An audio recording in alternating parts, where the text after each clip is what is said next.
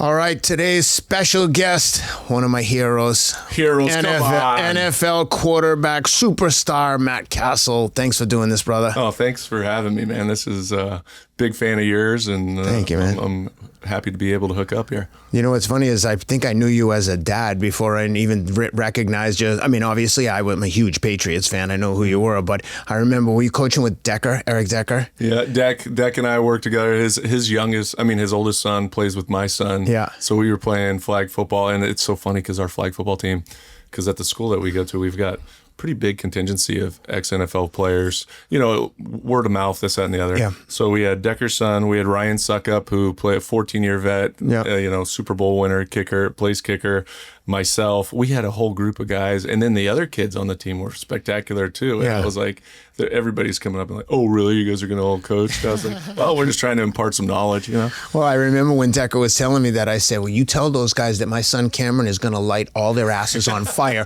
We're on a team. We don't know anyone on the team. We're the outcasts. No one wanted us. Wait until the season starts. And sure enough, my son's little team went undefeated and won the really? Yeah, he's got a picture with Decker. I go, I told you he was going to get you. That's awesome. That's awesome. But that's the little one. He's got a lot more drive than even I do. But yeah, I remember Decker just describing you to me and like, oh yeah, he's like involved in everything, baseball, football. You guys on the same baseball team too? We're on the same baseball team as well. It's crazy because as you start to get older and you get out of football, because you have your nest egg, right? Yeah. The familiar faces, the locker room, the wives know each other. And then once you're done, you kind of have to restart, right? And your social circles change, and it really gravitates toward the school you go to and the kids who they're hanging out with. And it just so happens a ton of my buddies are at the school with kids our age, so it makes for a great environment. But now after football, probably more of a dad than anything else. Yeah, it's funny. There are a lot of ex-pro athletes living in this area, but even more important than what they did before, it's like all good people around here. Like when we lived in LA, like there were good people, but there were also some real assholes that like were really like outliers in terms of thinking that they were important. I never get that from anyone here. Even when I asked you through the podcast, I was like, he said he would do. My friend Chris Spencer connected us, and I was like, he said he would do it, and he was like, why wouldn't he? He's like, we're friends, and I was like, yeah, you're right. I'm just used to like that LA mentality of everyone's cooler than the next guy. Yeah, and I grew up in LA, so I know exactly what you're saying because it's very pretentious. You could see somebody driving around in a Lamborghini and a suit on, but goes home to a 1,000 square foot studio apartment and it's all a facade. Yep. We're here. That's kind of why we ended up staying, because I got here in 16 to play for the Titans, 16, 17, and just the values, the community, the people, how you can kind of slow that process of growing up for the kids down a little bit. And originally we said, we'll do the 3-year plan, see if we still like it, because the kids were still young enough to where if we wanted to move back to where family was in LA, we could. But it just kind of checked all the boxes, and it's been amazing. So we've been here for 10 years now. Yeah, it's been great for us too, because we moved from Pacific Palisades, and I've told this story before, but we have now a 16-year-old daughter who's adopted Ethiopian, and there was diversity in LA, but we just weren't in where we were was just kind of isolated. It wasn't like, I know Pacific Palisades really well. And when we moved here, I mean, the support that we got from the other black families was incredible, because you want her to be connected, but I don't want to be that awkward guy who's like, hey, can we be friends? Like, you know what I mean? Like, yeah, for sure. And Rand Carthon, the former GM for the Titans, and a bunch of other guys in the neighborhood, super nice people, like just welcomed us with open arms and like made us feel super comfortable and not awkward. And it's been incredible. Like I love it here. I mean, I loved living in Malibu and riding my bike and training in Malibu. Yeah, you can't really substitute the weather out there. But living here and the people here are incredible. Yeah, I couldn't agree more. Where in LA did you grow up? So I grew up in Granada Hills, so San Fernando Valley. Yep. And then went to school at USC. So I was Granada Hills, Northridge area, went to Chatsworth High. Went to USC, and then from there kind of was all over just based on my career. So, you didn't have a choice. But the high school you went to was competitive football, right? LA Unified. We were probably in the middle of the pack. We won the 3A championship, which is the lower division, my junior year. And we were pretty competitive, but I wouldn't say that we were one of the top dogs out there, because you've got schools, especially when you go to like Division I with the Mater Deis and the De La Salles and the Long Beach Paulies, Bishop Montgomery, all these schools now, you're sitting there going, man, they're stacking dudes up. Well, we were public school. We had, I think, 25, 30 guys on our team. I played both ways. Yeah. I played quarterback, played safety, played a little linebacker when I was younger. I was a punter. I mean, so I did as much as possible. We had a lot of guys that worked tremendously hard, and we were able to kind of put it together. One of the things that I want to talk about is the jump from high school to college, then college to pros, especially as a quarterback, because, I mean, I don't have to tell you, but for anyone that's not a huge football fan, quarterback is such a cerebral position. I mean, you wouldn't look at Tom Brady and be like, this guy he's the most athletic, sickest football player ever, and yet he's got 7 Super Bowls and widely recognized as the GOAT at quarterback. I mean, You won't see him run the 40 and go like, that's our guy. Yeah. But to the point, it's so cerebral when you listen to him call the game, and I'm sure you can relate to this, or Romo, and they're like, okay, look at the wide out. He's going in motion. The linebacker's checking down. He's going to go, well, they're going to throw a check down to Gronkowski. And then it happens. I'm like, what?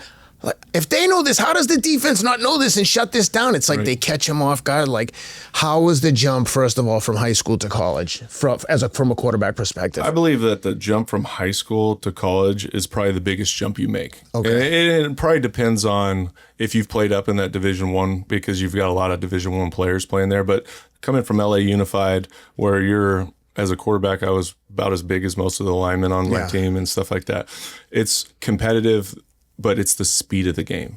That's what I was going to say. I'll never forget, I was at USC, and we go out, and we're in camp, and it was blitz drill. Blitz drill, if you have ever played football, what they do is it's a structured segment in practice, but they're bringing all different types of pressure. Yep. And you got to know where your hots are. You're either changing protection. You got to know where your hots are, all these different things. And I remember sitting there, and we had Zeke Marino, Marcus Steele, all these guys that played in the league for a while. In my mind, when the first team stepped up for the first 3 plays, I was like, oh, wow. Like, it happens immediately. You don't have time to second guess yourself. You've got to know your keys, know where you're going with the ball. If you're redirecting protection, you got to understand, hey, turn this guy off on the hot, all those different elements of playing the quarterback position. But it was that jump where everybody's now become somewhat of a grown man versus you're still playing with somewhat kids at that point. Coaching steps up, scheme steps up. So it takes a while to adapt to the speed of that game. And once you understand it, there's still that difference when you go from college, because now you're talking about the speed of the game is not as overwhelming for me, at least, making the jump from high school to college. But then all of a sudden you get to the pros and those windows close even smaller. Yeah. If you're a split second late on a comeback, that gives that guy an opportunity at the cornerback position, because he's a great athlete, to recover and step in front of your guy. And then also it becomes your job when you get to the pros. You're talking about 5 days a week. You're grinding on film. Every situation you're aware of, whether it's first and second down, third and 3 to 6. What do they like to do in third? Are they a pressure team? Are they a man team? 6 to 9, same kind of deal. So it's based on these elements. Then you get into the red zone. So you're spending a tremendous amount of time trying to figure out how to go out and attack a specific weakness on a defense. But at the same time, your game plan could change dramatically from one week to the next, because one week you could be playing 4 down up front. Next week you play 3-4 front. Next week you got a guy that they like to run a ton of nickel and scheme you up that way and have disguise. So it's I think it's a time on task when you get to the NFL, but it's also you're playing against the best in the world. Look, I wear a lot of gear. Most of it I don't talk about. Roka, I'll talk about. And here's why. I don't put anything on my face that can't keep up with me. On a run, out in the sun all day, if it slips, if it fogs, if I have to think about it, it's gone. Roka doesn't slip. They build performance eyewear, ultralight titanium frames, lenses that are sharp, polarized, dialed in, and a no-slip grip that locks in hotter the more you sweat. That's not a lifestyle brand pretending to be performance. That's the real thing. And I've got several. I've got my running pairs, and at night, I'm in their wind-down glasses. Off the screens, actually wind down, actually sleep. My good friend Andrew Huberman designed these with Roka, so you know they're good. I also wear prescription glasses, and Roka can do that for you too. These are premium and give you incredible value at the same time. If you're looking for a cheap pair of sunglasses that you can scratch up and don't care if you leave them behind, Roka is definitely not the brand for you. However, if you care about performance, what you put on your face, and like quality premium products, Roka is the perfect pair. That's my test for anything. Do I actually reach for it? I reach for these. Roka's whole thing is unlocking human potential, equipping the people who refuse to settle for good enough. That's the other side of hard. That's this whole show. So if you want eyewear that performs as hard as you do, go to Roka.com and use promo code RIDEOUT for 20% off.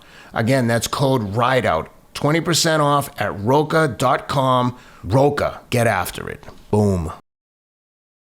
So I played quarterback at Division III in college. And when I got there, that's one of the things that they said too. When I was going to recruiting meetings, they were like, the only difference between this place and Division I is the guys are bigger and they're faster in Division I. But he's like, there were sick athletes there. Like there are guys that occasionally come from D3 and go to the NFL. One of the kid who returned punts for us went to a bunch of training camps. Like he'd catch the ball and you're like 50-50, he's taking it to the house. But I just remember getting from high school to college and being like, one of the linebackers looked like Tom Selleck. He looked like he was older than my dad. I was like, oh my God, and you're in high school, you're like one of the older kids. You're playing with a kid who's a freshman who's like, chubby, still got like baby fat on him. Did you play at USC with Jeff Byers? He's the Jeff Byers, yes. He was a center when I was there for sure. Yeah, he's a great dude, man. Yeah, he owns Momentous now. Yeah, Momentous. And he came in, I think it was my third year, and he was one of the top recruits in the country at the center position. He played a little center, a little guard. We had a guy in front of him, Ryan Khalil, who's my roommate that went on to play 12 years in the NFL.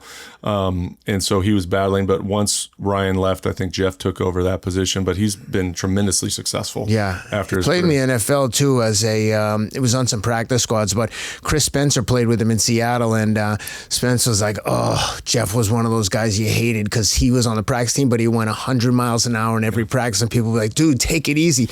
But then Jeff would be like, no, the coach told me, because he played in Carolina too, he goes, Ron Rivero told me one day, go out and get in a fight. I don't care what you do. We need some emotion in here. Set the tone. And he's like, they already don't like the practice guy who's trying to make the team every practice, right? So now on top of that, he's antagonizing guys. That's a friggin' hard role to play. I'll tell you what, the big uglies, they complain about that more than anybody, because you've got DBs and wide receivers battling on the outside on one-on-ones and stuff like that. But these veterans that are a little bit salty, they've been in the league for a while, and then all of a sudden you have a young guy come in and just go balls to the wall. And they're like, bro, I get it. You're trying to make the team. I was always respected those guys, but I saw more fights because of those situations that take place where somebody's just doing their job, giving the best look they possibly can. But the older guys aren't having it on that day. And there's like, dude, if you go hard and hit me like that one more time, and then next thing you know, full scrums going on. And I was just laughing. Well, Spence told me that when he got drafted by, I don't know if it was Seattle or Chicago when he got traded, but when he came in, I think to Seattle, the guy who was the current center was like, don't ask me anything, don't talk to me, you're here to take my job, I have no interest in helping you do anything. And he's like, yeah, it was like, and he was like, okay.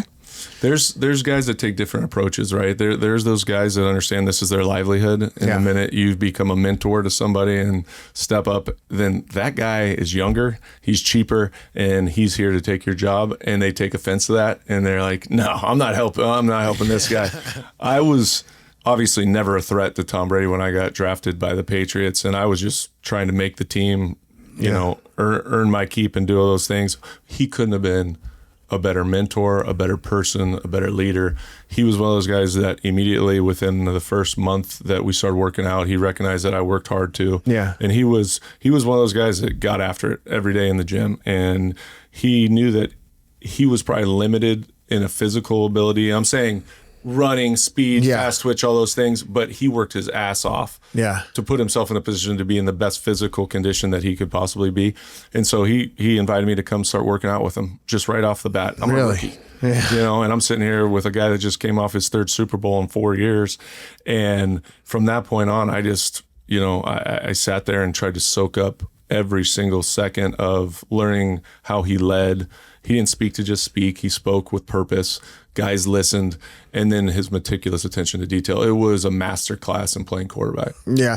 Well, before we get into the time in the NFL, I wanted to ask you about college, because in college you had the luxury of playing behind two Heisman Trophy winning quarterbacks, right? Yes, I did. When I got to USC, Carson was supposed to be a true junior, so that would put me to, like, I'd redshirt, and then I was hoping like redshirt sophomore at the very least. Yeah. He bangs up, I think he broke his collarbone, set him back. He was allowed a redshirt, broke his collarbone. So now everybody, though, anticipated this guy. I mean, Carson Palmer is one of the most gifted quarterbacks I've ever been around. Yeah. He's 6'5", he's 250. He ran a 4.5 coming out. Really? To give you an indication of the Holy type of athlete. He was a basketball player. That is crazy. Crazy. One of the most beautiful deep balls you've ever seen. So everybody just anticipated that he was going to league early. Yeah. So I was like, yes, please. Yeah. Well, he ended up staying all 5 years. Oh my God. So I redshirt. I'm his backup my freshman, sophomore year, and then it's going to be my redshirt junior year. Yeah. In the meantime, Carroll comes in. He brings in a recruiting class with Matt Leinart, Billy Hart, Brandon Hance. We had a collection of quarterbacks in this room that we all thought could probably play or start. Go through spring, do all that. And that was the year after Carson was the number 1 pick. Yeah. And Heisman Trophy winner. It was a magical season. And we get halfway through spring ball. Norm Child, the coordinator at the time, calls me into his office, says, Matt, you've been having a great offseason. I'm telling you, you're going to be our starter going into camp. But if you tell anybody outside this room, I'm going to deny it. I was like, well, that's a weird comment. That's a weird comment to make to somebody that you just said has done a great job, and I'm going to be a starting quarterback. Just so happens we don't even have spring practice that next week. He calls me back in and says, Matty, we're going to just keep the competition rolling because we think it's good for both of you. I was like, I don't know what just happened. But nonetheless, week before season, Carroll calls us in. We're playing Auburn at Auburn. And literally a week before that season, he calls me in and says, hey, we're going to start Matt Leinart. And you've done a great job, but be prepared because if there's any falter whatsoever on his sake, you're going in. Well, he goes out and dominates. Lights it up. And I'm sitting there going, oh, boy.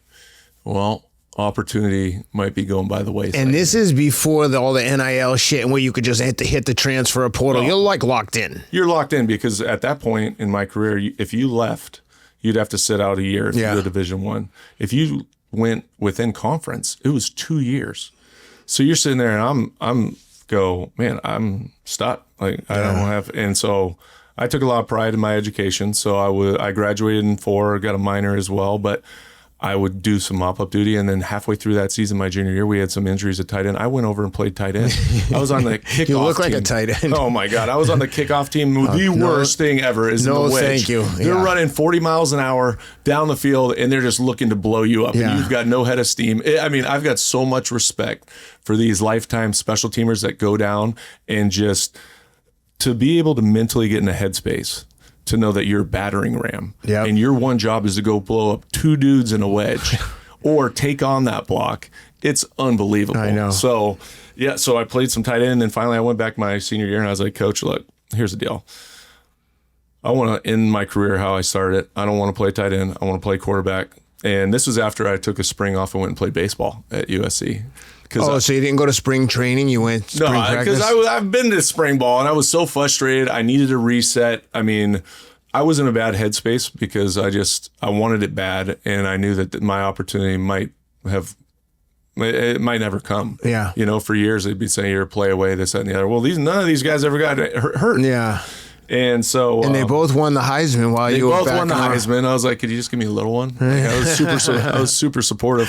But we won, I think it was 3 Heisman in 3 years. It was Carson, it was Reggie, it was Leinart, or it was Carson, maybe Leinart, Reggie. It was one of those combinations. Yeah. And so, I went back my senior year and we went in blowouts and had some throws. I think I threw 32 passes in all of college. Oh, my God. Was that kid who wrote that recent movie, Cocaine Cowboy? Owen Hanson. Yeah. Was he on the team while you were there? He was. What was he like? He was a walk-on. So he's like a role player. He was a role player, and I don't know how much time he actually got to play. Yeah. He was a part of the team, but not a pivotal part of the team by any means. But his story is fascinating. Was he a big personality while he was there? Like, were you aware that he's a nut? You always knew he had a screw loose for sure. But he was a good dude. Like he was SoCal beach. Like he was one of those surfer dudes, and he came in with the tats, and he was super jacked. But at the same time, he wasn't a real tight end. Right? Yeah. You could tell by his even story when he tells it. He's like, he literally went there on a volleyball scholarship, and they saw him in the gym, and we're going, who is this nut? Like he could, 225, 20-something times. Jesus He's Christ. like one of those, well, yeah, come out, try out, see if you can help us. But never in a million years did I think that he was into the shit like he was. He was like a serious drug dealer. It was whatever it was 10, 12 years ago when he got indicted on the federal RICO charges or whatever it was. And my buddy sends me the article and they're like, dude, have you seen this? And I was like, Owen Hanson indicted? I was like, what? My mind just went, no idea. Dude, he did like a real prison stretch in federal prison. I've had a bunch of former inmates on this show like that have done 27 straight years. One guy, Hell's Angel, murdered someone, and I worked in a prison for 4 years. So like, I'm familiar. I'm telling you, doing a stretch in federal prison is not easy. Like, I don't care who you are. Like, you could be the toughest guy on an NFL team. Like, you're in here now with like gang member. Like, these people are crazy. This is a different type of toughness. Like, I know, and that's one thing that I don't know if he's hit on in a podcast. I would love to hear about that, because that's a different type of intimidation. Yes. You could be the baddest dude out on the street, and he was a pawn in the whole grand scheme of things. But at the end of the day, when you go to federal prison, shit gets real. Yeah, you're aligning with your race, no question about it. Like, you don't have a choice. And they must have like looked, the white guys must have seen him coming in and been like, yes, we got a new. And to a guy who's not a street person, you're like, I'm not with the like Aryans or the Peckerwoods. Like, I'm by myself. Like, no, you're with us. Yeah, you're with us, or it's not going to be good for you. That's right. It's a whole crazy like political situation in prison, but I find the dynamic super interesting. So coming out of USC, Norm Chow goes to Carolina? Who went to Tennessee? Okay, so he goes to Tennessee, and he's thinking he's going to sign you as an unrestricted free agent after the draft. He's like, well, how the fuck is he going to get drafted? He didn't even play. Right. Like, no one's going to draft a backup quarterback, but you went out at the combine or pro days. Yeah, I definitely was not invited to the combine. Okay, but you had pro days. But we had pro days, and that was a blessing for me. And what happens in a pro day for people that aren't like football insiders? It's very similar to what the combine is, right? You run a 40, you do the 3-cone drill, you do the shuttle drill. I think it's the 20-yard shuttle, so it's 5, 10, 5. Test quickness. Yeah, it tests your quickness, it tests agility, you're testing speed. Then you go into the weight room, you do a broad jump, explosiveness, you can do 225, you do the vertical jump, all those different things. And then they take your measurements, right? Yeah. Hand size, height, weight, all those deal. But when I first got in there, they said it started at 9. So I got there at like 8:30. And little did I know that they're taking that test, the Wonderlic test. So I come in and I said, hey, I'm Matt Cassel. I'm a senior. I'm going to come in and try out. He's like, we don't even have you on the list.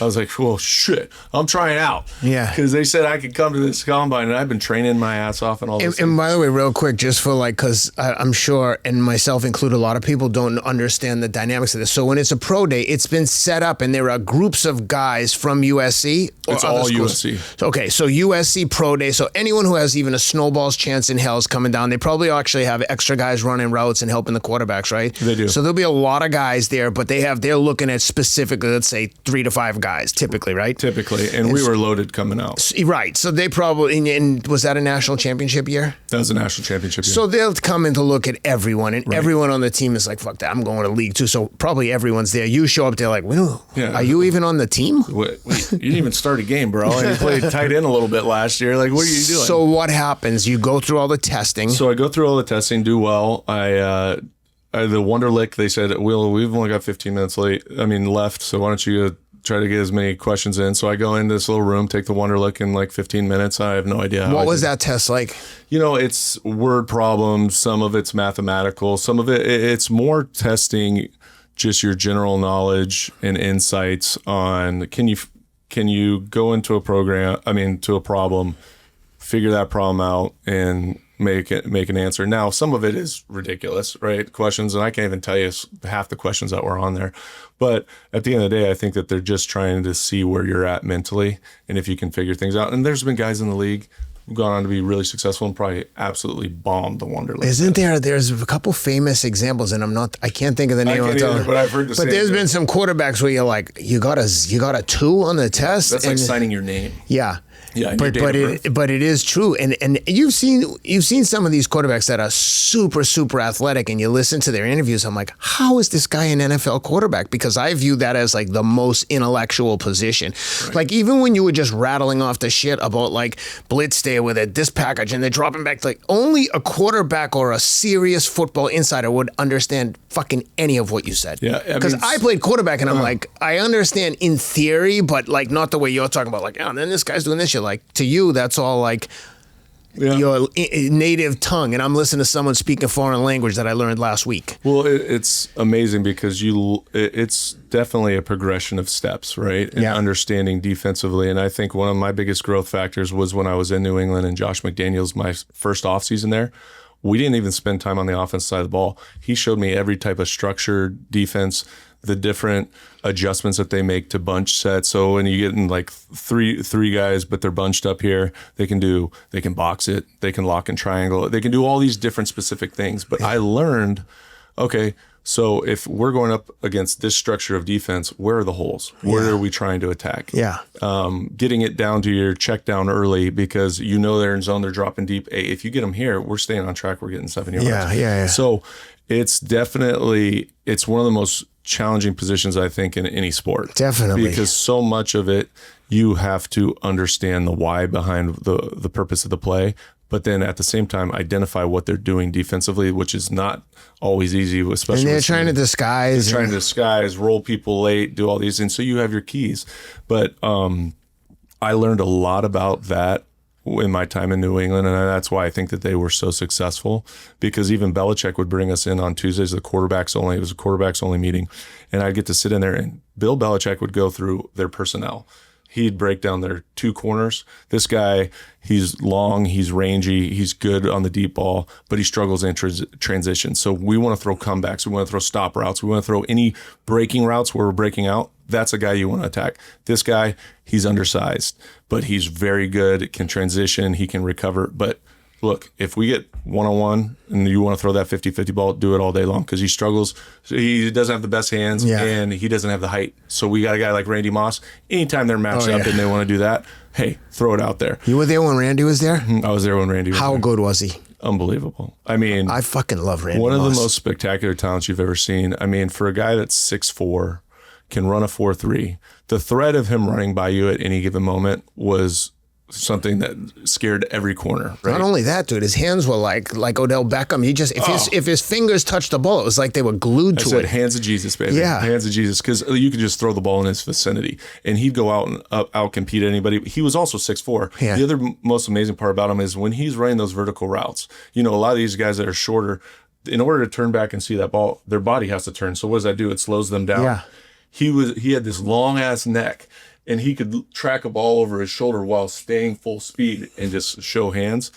It was talk about a weapon. I mean, he's uniquely special. He's one of the top, if not the top wide receiver, one of the top 3 wide receivers of all time, just because you don't see those freaks of nature. And I love him as a personality too. And he's got a great personality. When he had that like iconic line when they asked him about a fine, it's like, hey, did you have to sign a check? And he was like, straight cash, homie. Straight cash, homie. or when he like mooned the crowd in Green Bay and then bumped his ass against the goalpost, dude. Fine. He was I absolutely loved everything about him.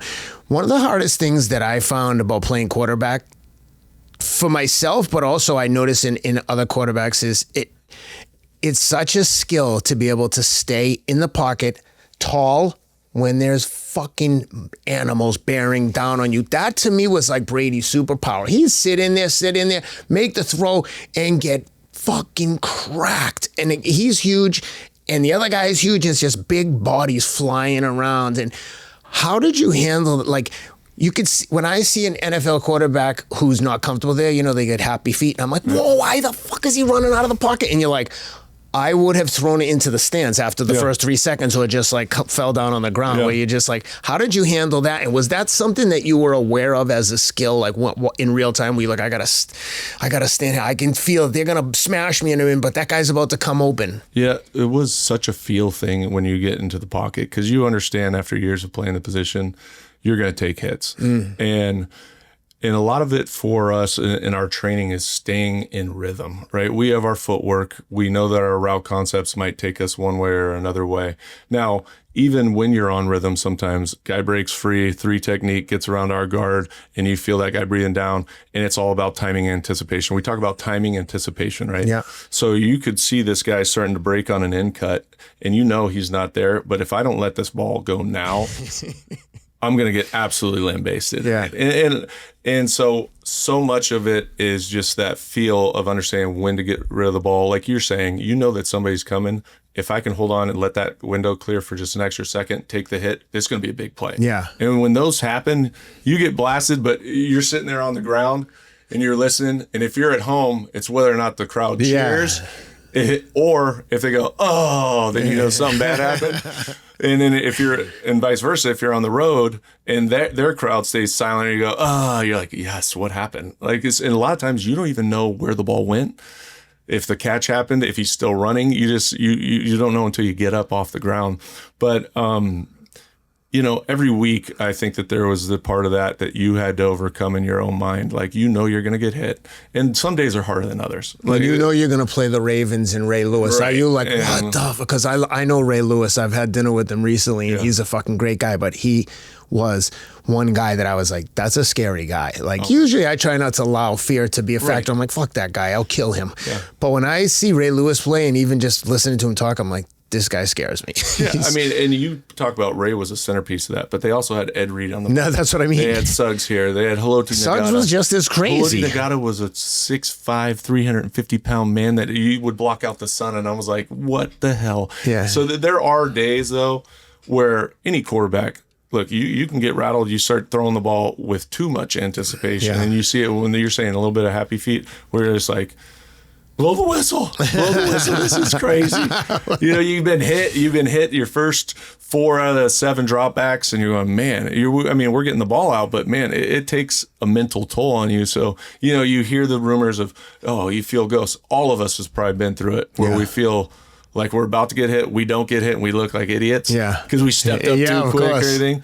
So, and part of that goes with trust and the cohesiveness with your offensive line, trusting what type of protection scheme you're in. When I was in New England, quarterbacks would handle the protection scheme. So I had to know where my problems were. This is what I mean about quarterback. I try to explain this to my kids. I'm like, when you're the quarterback, because the little one was like, I want to play quarterback. I go, when you're a quarterback, you need to know everything that you have to do, but everything that everyone else has to do, because you have to understand what the defense is going to do, where your linemen are going, how to adjust protection. I'm like, it's a job. It is a job. And the best coordinators that I've been around are ones that help simplify it for the quarterback. And what I mean by that is formationally, a lot of times, you talked about Romo and you talked about Brady and how they can have the foresight to say, oh, well, look at this one-on-one match. This is where they're going to go.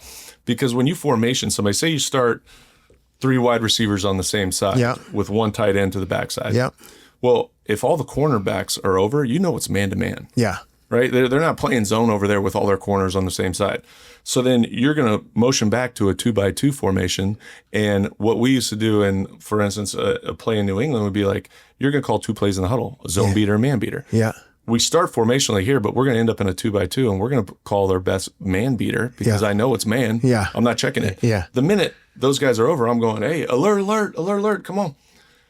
And then we're going to go, that alert send us to our best zone play. Okay. So now you got the best of both worlds. When you have that type of chess match, but you have the upper hand because we formation them the right way and already I know what they're doing. Yeah. That was a huge benefit playing the quarterback position. You talk about confidence. What would they do to defend that? So let's say that you line up trips to one side, you got the tight end on the backside, and what could they do to confuse you? Like if you did that and they did X, what would X be that you'd be like, fuck, they're not biting? Yeah, when we'd get in slot, so we'd play San Diego, and Wade Phillips did a great job. What he would do a lot of times is if they're playing zone in a slot formation, when I mean 2 receivers one side and you maybe have 2 backs in the backfield, and you formation it that way, they leave a nub corner over here with the tight end. Yeah. Right. And that's typically, if you're playing zone in most defensive structures, there's going to be a backside corner over on the nub side to the tight end. Now, what Wade would do was, screw that. We're going to throw them off a little bit. We're going to put the corners over here. And that corner would play zone like a nickel. Yeah. So you're sitting there going, wait, is this man? Because you wouldn't always get the indicator that you would. The only way to do that then is combat that by putting that F. So you have 2 tight ends. Yeah. You put the tight end out wide. Yeah. Well, if a linebacker goes out there or safety, once again, it's man. Yeah. Right. Yeah. So it was just different ways in which you would look at the game plan. And I was blessed to have great coaches to understand structure, defense. And so when you start game planning, it's just that back and forth, like I said, chess match. They might blitz the guy off a corner. It's all the different disguises and the evolution, too, of defense. I don't waste time with gimmicks in training. Either something makes you better or it doesn't. Most home setups fail because they can't keep up with you or you stop progressing. That's why I use AMP. It's an AI-powered strength training system that mounts in your home and adapts as you train. Every rep is tracked, resistance adjusts automatically, and you can run full strength sessions without needing a gym. It's not about convenience. It's about consistency and progression, even when you're training alone. If you want structure, serious strength work at home, check out amp.ai/rideout. Again, that's amp.ai/rideout. Yeah, I'm getting myself all distracted because I could talk like quarterback and schemes all day long, but I want to stay on track with your career trajectory. So to the audience, I apologize. I'm like a little kid though. I love talking quarterback stuff, and I don't have the knowledge of like a serious professional quarterback, but I know enough to like know the things that I find to be challenging. So at the pro day, you obviously knock the cover off the ball because you're now getting attention. I mean, you would eventually get fucking drafted as a person who has not played in college for all intents and purposes is crazy. Walk me through the pro day, the reaction after the pro day, and the lead up to the draft. Like, what all is happening? And are you believe in yourself, so you're like, of course I can play in the NFL. I'm as good as the guys in front of me. They won the Heisman, but I mean, I played behind the best college player in the fucking world. Like, but I that could have been me. I'm sure that's your mindset. So like, walk me through everything that happened up until the draft and how quickly and how surprising it was. And I always had a firm belief that I could go out there and compete at that level. Yeah, and just didn't have the opportunity. So unfortunately, you just don't know. But the combine tested well on all the different physical skills and all this stuff. But the big part for me was throwing, right? I had to go out and rip it around. And it happened to be one of those days. The ball was coming off great. Didn't miss a throw. I mean, I was on rhythm. I love when things like, I love when it was one of those magical moments where, the ball didn't flutter, came out, ball like spiraling all over the place. And after I got done with the workout, which I probably had anywhere from 40 to 60 different types of throws to both sides of the field, throwing to the right, throwing to the left, movement drills, all that stuff. And I didn't have one of these professional coaches like you see now that have rehearsed a full script for these guys and all that. No, there was a coach that came up and said, hey, let's do this, and the other, and he walked me through the workout. Well, after that, all of a sudden, there was just this convergence on me by all these different scouts. And they're asking me questions. What's your story? Like, hold on. Because one quick thing, I'm sorry to interrupt there. I know the fans are going to yell at me, but when you see a pro quarterback throw a football and someone who can really do it, and you know what I mean, like there's guys that are like, they're super athletic, they can throw a football. Then there's a guy who can fucking throw a football and you're like, whoa. I think that, correct me if I'm wrong, they saw that they were like, whoa, this guy, he literally was like the perfect storm of playing behind these two guys that had the best careers, the best college careers that you can imagine. He just didn't get a chance, but like this guy has every single attribute of an NFL quarterback, and he's throwing the ball potentially better than those guys. They put it all together and got a chance. You just never got a chance. Like you could have been that winner. So that's what they're seeing is like, this is an NFL prototypical quarterback. We need to talk to him. Yeah. And everyone had the realization at the same time. That was it. And again, you said that the 2 Heisman trophies being in front of me was huge. Because if I'm at any other school and I'm just playing behind, Joe Blow or this guy, and what happened? Well, we competed. And the one guy was the number 1 overall pick. Yeah, number 1 overall pick, and then the number 7 pick in the draft a year after I left. And by the way, they both trade careers with you, I'm sure, in terms of what you were able to do. Yeah, I mean, Carson went on to have a great career, and Matt had 7 to 8 years, but I mean, for me to go 14 years coming from this position, but I mean, they converged on. They wanted to hear my story. Tell me a little bit about yourself. I said, look, what you're saying, use it to my advantage. I backed up 2 Heisman Trophy winners. Matt and I battled it out my junior year, and Pete went a different direction the week before season. I contributed to him being there because he knew if he made a mistake, look at what was behind him. Well, that's the thing that Pete Carroll did such a great job of. He preached competition.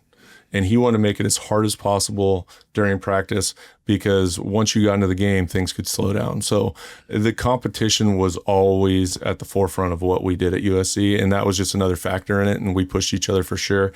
But at that moment, I started getting interest, and I didn't have an agent.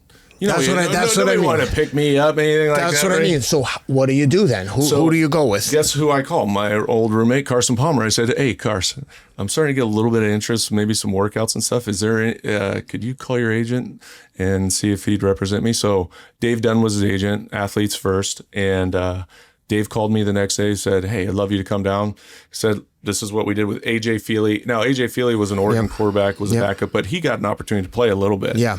But he was like, we'd love to represent you. And again, he probably was like, man, why am I representing this guy? Nah, I represent talent now, and I never think that if someone is good, I don't care if they have 6 followers on social media. You see someone like this kid, Dr. Clay Moss, who's like a young functional medicine guy. He doesn't have a ton of followers, but I look at him, I go, this guy could be as big as anyone, and he's probably listening to Carson, hearing about the buzz you're getting, and he's like, a real agent is like, it's like anything, like a good sales guy. Okay, if you're at Microsoft and you can't sell a shitload of software, you're an idiot. Anyone can do that. But when you get fired from Microsoft and you go to a fledgling new software startup, now can you sell? Because I used to tell bankers when I worked at all like lower tier banks like Credit Agricole, CIBC. So you'd get guys that would come from like Morgan Stanley, Merrill Lynch, Goldman Sachs. And I would always say, at those banks, you're basically sitting in the crane, operating the crane on a construction site and telling people what to do. At this job, you're fucking digging ditches. So all that to say, like the agent problem, a good agent is like, part of my job is to elevate you. It's not just to take calls because I got the Heisman Trophy winner. I always tell people, especially as it relates to the professional people out there, a good sales guy, you're paid to put out fires. I don't need a fucking parrot to sell a product that sells itself. Right. I need you when things blow up. Yep. And that's what I need, an agent when I need to be represented. I need someone to take agency over what I'm trying to do. I don't need you to just field phone calls. And then it's like a real estate broker. Like, just if you're just going to open the door and be a relay between me and the buyer, just connect me with the seller and I'll negotiate 100%. Myself. So anyway, I digress, but that's what I'm saying. So the agent did exactly what he was supposed to do and showed interest and like wanted to help you. It was incredible because I knew it was going to be probably a weird situation. At least I felt like it was because, again, I at this point was a nobody. Yeah. But I never felt that way. They brought me in Athletes First with open arms. Dave Dunn, Brian Murphy, they treated me like family, as if I was like a dude in the draft. And I always will appreciate that because, look, the fact is I was just hoping to get on a practice squad to prove myself. That was a realization that I had.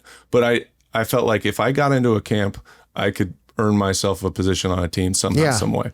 So at that point, had workouts with Cincinnati, Oakland, San Diego. How are the workouts? What happens when you get there? So you get into a room, and honestly, it's usually the quarterback coach. Quarterback coach will come in, throw up some film, tell me what this play is, talk to me about this structure. So they'll really grill you. Yeah, they want to know what's your knowledge of football. Okay. Like, we saw you throw. You can throw. Like, I get that, but do you know the game? Yeah, exactly. Which is what we were talking about earlier. What are you calling this play? What's this formation? What's this run? Do you have any checks? And so they're trying to challenge you mentally to see where you're at from just your overall understanding. And Norm Chow was obviously intellectual because he goes to the NFL from coaching you. So like he probably had you really well prepared for all this, right? He did, and we had great coaching. I mean, Steve Sarkisian was there. He was a young coach, played at BYU under Coach Chow, so he was there. Lane Kiffin was there. Oh my God. Like a super quad. Kennedy Palomalo. All those guys were on the coaching on that team. One of the most incredible staffs you will ever imagine. Holy shit. And you add Pete Carroll to the mix. I mean, and there's a number more. But I mean, our staff, Ken Norton Jr. was there, a linebacker. I mean, we had some dudes now. That is crazy. So, I mean, it was a professionally run college team. There's no doubt about that. And that's where the recruiting started. But I was prepared for those. But I hadn't spoken with New England at all. Yeah. So I was sitting there. They weren't even on my register because a lot of West Coast teams was like, well, if I'm a free agent, might as well stay West Coast. Of course. Go San Diego would be sweet. It's unbelievable. So my agent said, hey, we're getting to why don't you come down around the 5th, 6th round because this is going to happen quickly. Yeah. With the free agency banter. Norm Chow obviously was in Tennessee. He was calling too. And we get to about the beginning of the 7th round. I get a phone call earlier in that day from Scott Pioli, who's the head of player personnel in New England. And I saw this 508 area code. I was like, what is this? Hello? And it was Scott. And he's like, hey, Matt, I just want to let you know you're big on our list. I want you to consider New England for to come in and be a free agent. But if we do take a quarterback late, we're going to take you.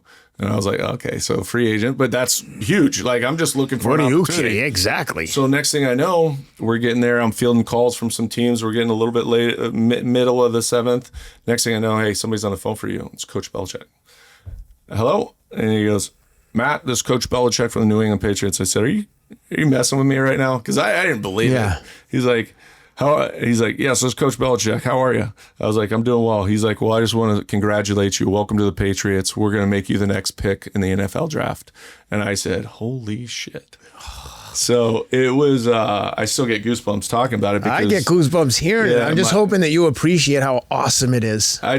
It was such a surreal moment, right? Because I've been through so much adversity and being told no, your opportunity's going to come, not going to come, whatever it might be. But to trust my own instincts and my own self and say, I'm going, because I had a quarterback coach, Carl, who said, I said, Coach, I think I'm going to go out for this combine. He said, Matt, I think it's time to look for another profession. And I said, I hope he's listening to this. And it was one of those that I was like, you know what, screw this. I'm going. I'm going to do it. And don't you always think it's funny when people poo-poo someone else's dreams? Yeah. It costs you nothing to be like, go for it, dude. Why not? Why not? What's the worst thing? Exactly. You know what I did? I took a shot and it didn't go in, so I moved on. Versus, nah, you told me I might not make a basket, so I didn't shoot it. And then regret it for the rest of your life. Like, coaches, if you're listening, don't ever do that. Yeah. If the reality is, you never know what direction life's going to take you, man. And I could have never in a million years drawn up the path that I took, but at that moment, it was one of those things that you felt validated a little bit. Yeah. Because I knew I've been working my ass off just to try to get on the field. And for somebody to recognize and give me an opportunity, especially a team like New England, who just won, like I said, they've played the Super Bowl in 4 years and they get drafted of all things. I know. And so I walk in and my girlfriend at the time, she's been my wife for almost 20 years. She's sitting there and she came down, she's sitting on the couch and the draft's on. She was looking through a magazine. I was like, honey, look. They said, I'm on hold. They're like, I said, look. And she looks up, she goes, you haven't come up yet. And I said, look at the board. And ding, ding, ding, ding, ding. Next pick, NFL draft, New England Patriots sake, USC quarterback Matt Cassel. And even the commentators were like, I don't have any information on this guy. I didn't know what to say. I love it, dude. That's so awesome. It was one of those special moments. And the fact that I didn't have anything planned. You know, you see these guys that are going, they've got a party. They've rented out space. No, I went back to my mom's house. We had a barbecue. My coaches came over. My friends came over. Our family friends came over and got to celebrate with them because that's part of your journey, right? You're only as good as the people that you surround yourself with and the people that supported you. And so that was a special day. And then soon thereafter, I was on a flight out to New England, not knowing where the hell I was going. Couldn't be further away from Southern California. The one thing that I want to say about the draft is, like, when I see the young kids that are like draped in diamonds, they got the wild suit on, like, as in my agent brain, I'm thinking, guys, I want you to be marketable to Colgate. I want you to be marketable to Coca-Cola, PepsiCo. I don't want to be like spiking the ball during the draft like we're shocked. Go out there, dress like a professional, like you want brands to align with you, versus impressing the 6 people that are like in your inner city bubble. Like, right. When you were playing at that level, don't go out and spend money on diamonds and watches. Yeah, everybody wants nice stuff, but what I always tell kids, especially like the high profile, like elite athletic positions, when you walk into a nightclub or wherever you go, every single person already knows who you are, everything about you. You could have on a t-shirt and jeans, no diamonds, no watch, driving a Tercel, you're still the coolest guy there. Yeah. The rest of it is like anyone who's impressed by that stuff, you don't even want their attention. You don't want someone who's like, oh, look at Matt's got an awesome diamond necklace. Like, no. Yeah. I want to just be like, all my focus is on being the best athlete I can be. And why eliminate all these marketing possibilities off the field by showing that you're leading with this like super flashy, like arrogant attitude? Like, be relatable to the audience. Give the brands a reason to want to be like, I want to align with that guy. Right. So I always find it interesting that people do that, and good for you for playing it cool. But that's very much the quarterback mentality. Well, it's also, I think now society's changed, right? Mm-hmm. The norms have changed. Kids are getting paid unbelievable amounts of money in college. Some of them are actually taking a step back to come to the pros. Yeah, right. I know. And so it's it's this new era of social media and Instagram and jewelry and this, that, and the other. And it's a brand that they try to create. And like you're saying, where do you align? What are your goals? What brand wants to align with that? Want to align with that other than jewelry stores, a lot of them.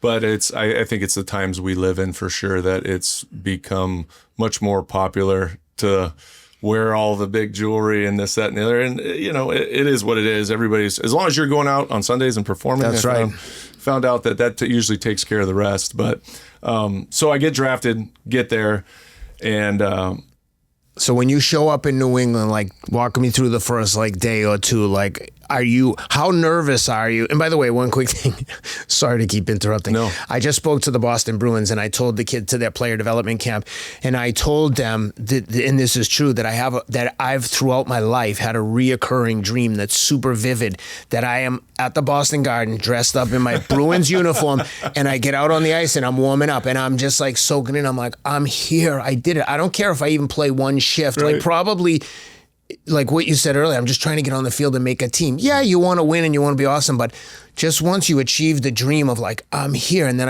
I wake up and I realize it's not happening, and I'm like, oh, I thought that was really happening. I'm not on the team. Yeah. So when I spoke to them, Cam Neely, the team president, former, superstar at the Bruins, they had a Bruins game jersey made up with my number 26 for 2000 with my name on it. I was like, it was like a dream come true. The guys, the equipment room guys are the guys you need to be friendly with. So I go and talk to them.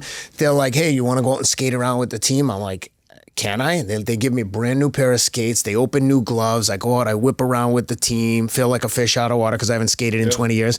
So then when I'm leaving, I take the skates and put them up on the bench and the brand new gloves. And the equipment guy is like a normal guy, from the inner city where I grew up. He goes, Ken, you don't want the skates? I'm like, I can fucking take those skates. They're like $1,300. He goes, yeah, take them. Take the gloves. Take everything. Here's the warm-up suit you wore out there, T-shirts, golf shirts. I go, what am I going to put in? He goes, here's an equipment bag, Bruins. I'm like walking through the airport on the way home. I looked like I was on the Bruins. Yeah. I was felt like a real athlete. What a great moment. It was incredible. Yeah. So all that to say, when you show up there and they start issuing the equipment, are you having these unreal moments of I have a Patriots helmet? They're gearing you up. I'm into that stuff. Every part of it was, you get off, there's somebody there picking you up. You get on a bus with a bunch of strangers, all rookie class. Yeah. A lot of them come in around the same time. We take that long track out because Foxborough's not necessarily, everybody thinks, Boston. It's Boston. No. Hell no. It's an hour out. Yeah. And so, all you're seeing is the tree and the landscape, and then you come up on Foxborough Stadium. They just completed the new stadium. Yeah. And we walk in and you're starting to be friendly with some of these guys. You're talking to some of them, but then at the same time, you get there and they walk you through the halls and you go into the locker room. And it's the first time you're in the NFL. This is the New England Patriots locker room, and you're kind of pinching yourself a little bit. And the way that they did it for rookies is they'd put the lockers, but they were temporary lockers. Yeah. Old school metal. Yeah, like a gym, like a high school gym. Yeah, you see these luxurious lockers down here, and you're seeing, everybody from Mike Vrabel, Richard Seymour, Rodney Harrison, Tom Brady, Matt Light. I mean, you can go down the list of just studs that are all over this locker room, but we're just condensed, and all it has is your number up there, 16. And I didn't even pick 16. And so the trainer's like, no, you're wearing 16. I was like, perfect. And it became my number for the rest of my career, basically. That's funny. But you get there and you see the helmet. And I was like, I kind of took a picture and showed it to my family. And I was like, this is crazy. Yeah. And, when you put that helmet on for the first time, you get a lot of pride. And we went in, and I think we started the next day. We came in, Belichick holds a meeting. And I'll never forget, he would say, I don't care where you've been drafted, what you've done, if you're a first rounder, if you're a free agent, you make your path on this team. Yeah. You earn your path on this team. And I wanted to hear that, right? Yeah. Because I know that there's politics involved, and some organizations probably have more so than others. If you're a first rounder, they're going to give you every opportunity, second, third, and so on. You don't have a lot of leeway as a seventh rounder, right? You either get your job done, prove yourself, or they're going to probably move on because you don't cost much. Yeah. And so, But I love the introduction there. He talked about the standard, what we're trying to achieve. Rookies should be seen, not heard. All the. Oh, really? Things. Oh, yeah. Belichick, he did not want to hear from any rookie. He's like, look, you're going to have questions with all the media and this, that, and the other. Best thing you do is shut the F up. Oh, right? yeah. Yeah, so I was already scared to death. Don't say anything wrong in the media. But then we go right out and we hit the ground running. We do. I think the first day they made us run gassers. They wanted to find out who was in shape, who wasn't. Some guys are throwing up.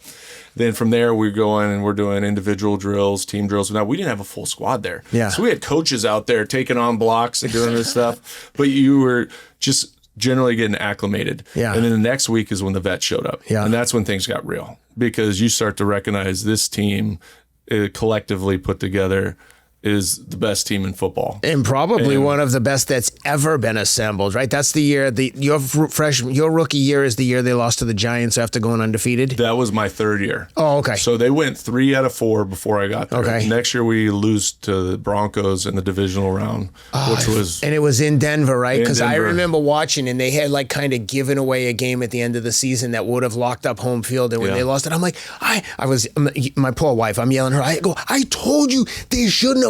Was it Miami that they lost to when they should have won at the end?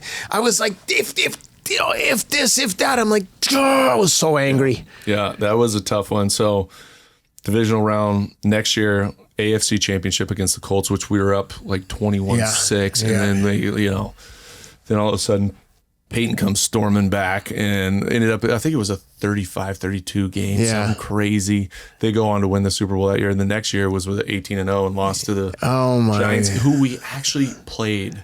I know, in the regular season. Week 16. And you realize that, hey, that's a good football team. And the plan was not to play Brady and all these guys throughout the game. They wanted that undefeated season, right? Brady knew what was on the line historically. And I think it was midway through the first quarter, I thought I was going to start warming up because he said, Cassel, be ready to go. Yeah. And he's like, I'm not coming out of this effing game. And I was like, fuck, that's awesome. I was like, this is awesome. But at the same time, kind of wanted to get a little film on there. Yes. And then, so that was 2017, 2008 was when I actually ended up playing. When you signed as a free agent and you go to the camp, there's like, you get drafted 7th round, you go as a rookie. There's no guarantee you're going to make this team. What's the pay structure? Like it's all like public information. I don't mean to ask about this, but I think it's like late. So basically I did get a signing bonus. I don't know how, but I had a really good agent. Yeah. Got a signing bonus and a 4-year deal on rookie minimum. Which rookie minimum? Do you have to make the team first, or it's like already established? Like if you make the team, you have to make the team. But is the contract such that, hey, here's your contract. If you make the team, this is what it looks like, or is it like make the team, then we'll talk? You sign the contract first, and then it's definitely based on whether or not you make the team. At that point, it's done before you get to camp. Okay, and how much is that contract worth? I'm asking because I want to get into like when you finally sign real contract. I think that league minimum back then was probably 165, 175, something like that. Which is probably surprising to a lot of people. Think if you play in the NFL, you're rich. Oh, these guys nowadays, I think the league minimum's damn near $1 million. But what I'm getting at is you're making $165,000. Great money, but you're not rich. Yeah. And you're in a locker next to Tom Brady, who might be making $25 million, I don't know, whatever it is. Yeah. But like you're talking about huge discrepancies in pay. Oh, for Guys sure. pulling in Lamborghinis and another guy pulling in the car he drove in college. Oh yeah, that's the dynamics of the locker room, because you've just like anything, right? You've got your 1 to 5 percenters up at the top of the food chain.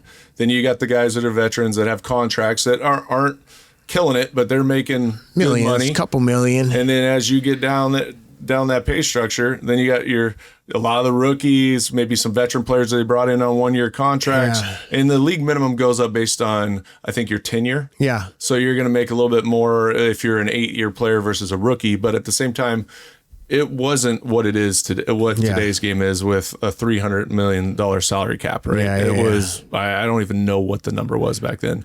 But at the same time, I was like, "This is awesome." I never had I didn't grow up where we had a ton. We had a good childhood. My mom worked her ass off, and I'm not sitting here saying we were from the slums or anything like that. We were just good suburb family. My mom worked her ass off, did well. We had everything that we needed, but first time I ever made money. I didn't even have a car through in college or even in the pros.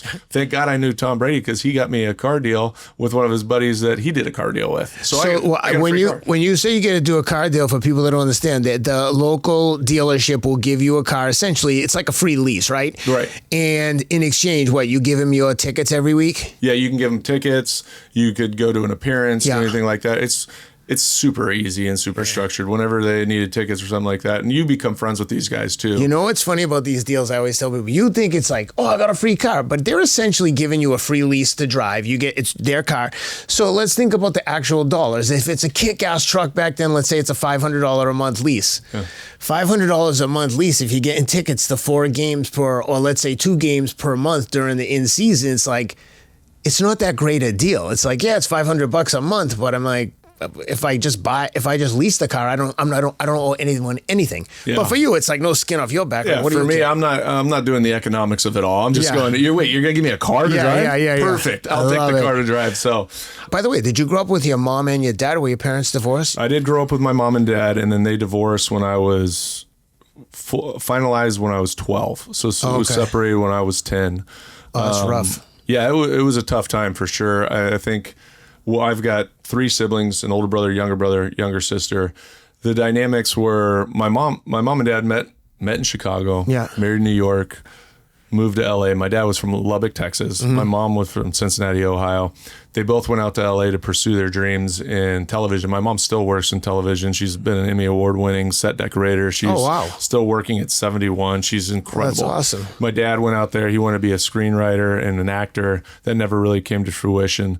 And unfortunately, there was, that time where my dad hit a rough spot. He had a knee injury jumping on a trampoline with us at one point. But that went into as the recovery started, he got a little bit addicted to the pain meds, stuff like that, and just kind of spiraled, and then it became a tough situation, and my mom had to make a decision. And so that's what it ultimately led to. Now it was rough on all of us, but I think in the beginning, you don't always understand it as a kid, right? Yeah. Sometimes it's just, wait, what do you mean? Why can't you guys do this, that, and the other? But when you look back, my mom was strong to make the decision that she did, because it was probably the best thing for us as kids from an environment standpoint. Yeah. Yeah. And did you have a good relationship with your dad? I do.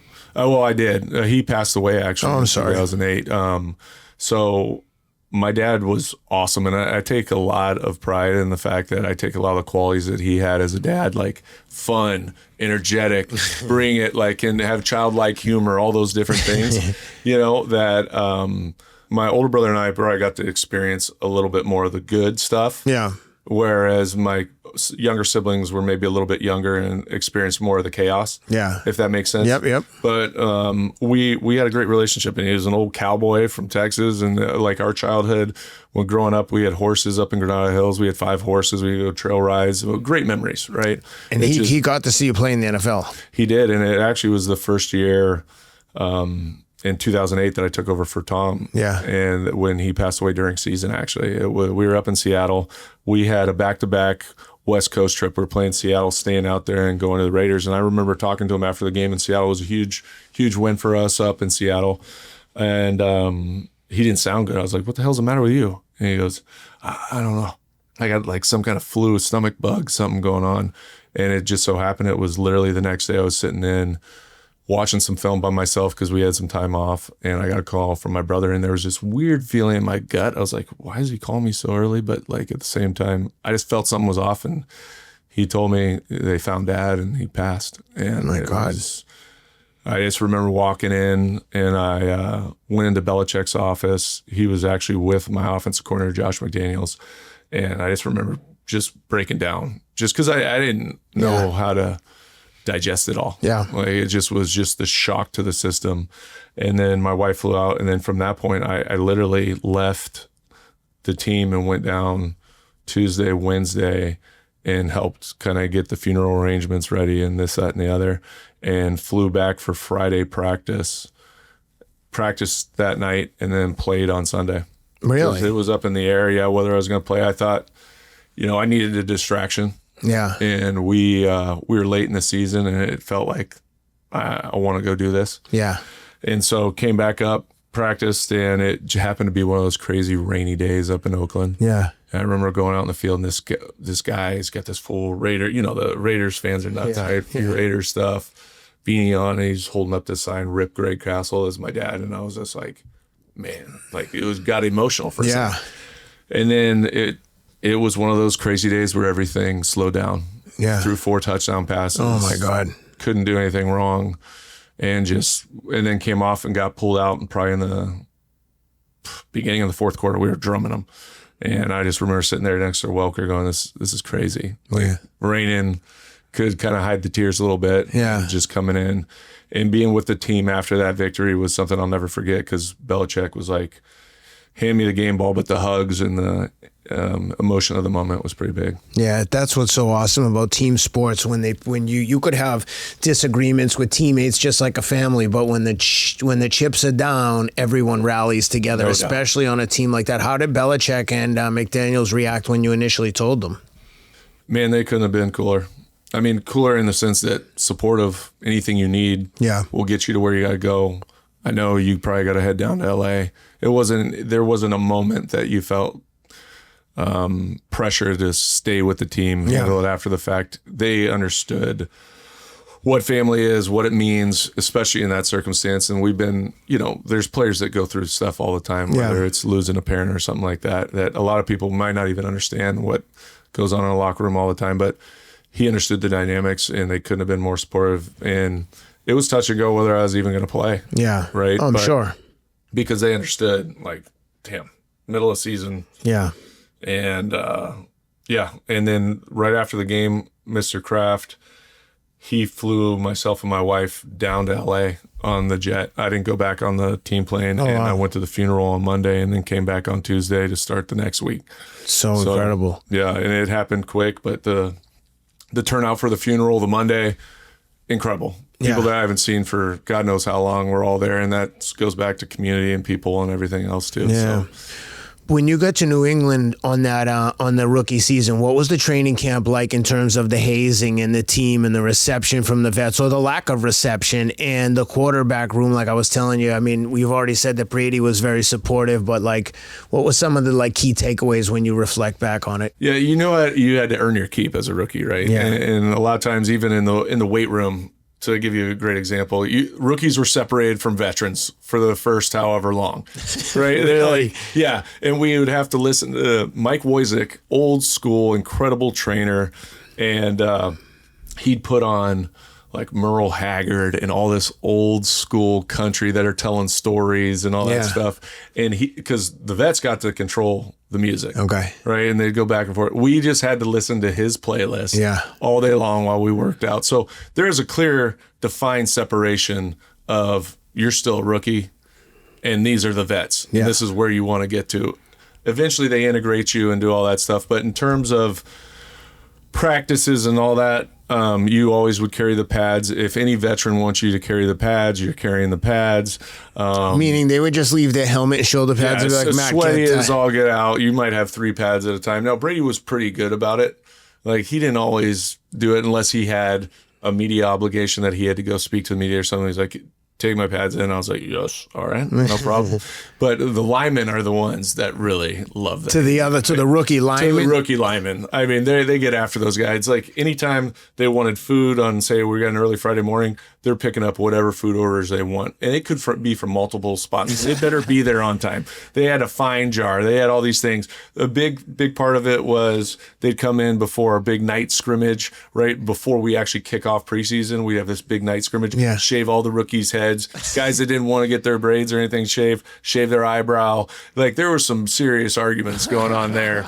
And we had and there were certain guys that really enjoyed like the tormenting. Hazing. Tormenting. But other than that, it wasn't, you didn't feel that constant hazing or anything like that. It was, but then the rookie dinner comes along, that's when they really get you. What happens? So you go out and we take the whole team to, and I forget what steak restaurant we go to. But high end, like. High end. Yeah. Like Capitol Grill or something. Yeah, I think it was Capitol Grill. And I'm not talking about your position group. I'm talking about the entire team. And guys are practice squad too? Everybody. They've got bottles of Cristal. They got wine, they got whatever they want, right? And some guys get after it. Some guys are taking bottles with them home to their wife or in a second thing. That to me is where I would draw the line, honestly. Even as a vet, I'd be like, don't be a fucking idiot. Like, I know. The guy's like spending his whole like monthly income right now. Like, Don't be a jerk. And luckily it was prorated. So first rounder, Logan Mankins, he's taking a big hit. And then it prorates down through the draft picks. So I was fortunate enough to be down at the lower end of that totem pole, but it's still a hit for somebody that's not used to spending that type of money. It was probably $25,000. But that's what I mean. Like for you just said you don't even have a car, so you don't even have like 25 grand spent on a car. Now you're basically just giving 25 grand away. And the best part is, even now, you know, in your life, if someone calls you up and is like, hey, let me take you out for a nice steak dinner, a sales guy or something, you're like, I would rather buy my own dinner and eat it at home than go to dinner with someone that I don't want to hang with, like, you know, working in finance, like, hey, or people will ask me, hey, can you speak to this group? And I'm like, do you have a budget? And like, I don't know anyone there. It's not of interest to me. And they're like, well, it's a nice dinner. I go, I have a nice dinner with my wife and kids every single night. I don't need a nice dinner. I'm good. It's not so to give away 20 grand to like a big fancy dinner when these guys eat fancy dinners like whenever they want, they're all rich. Yeah, and that was just that's the part that would irk me. Yeah, that's the tradition of it all. And there's certain guys. I remember Vince Wilfork got pissed, showed up hot, ready to bang heads. Why?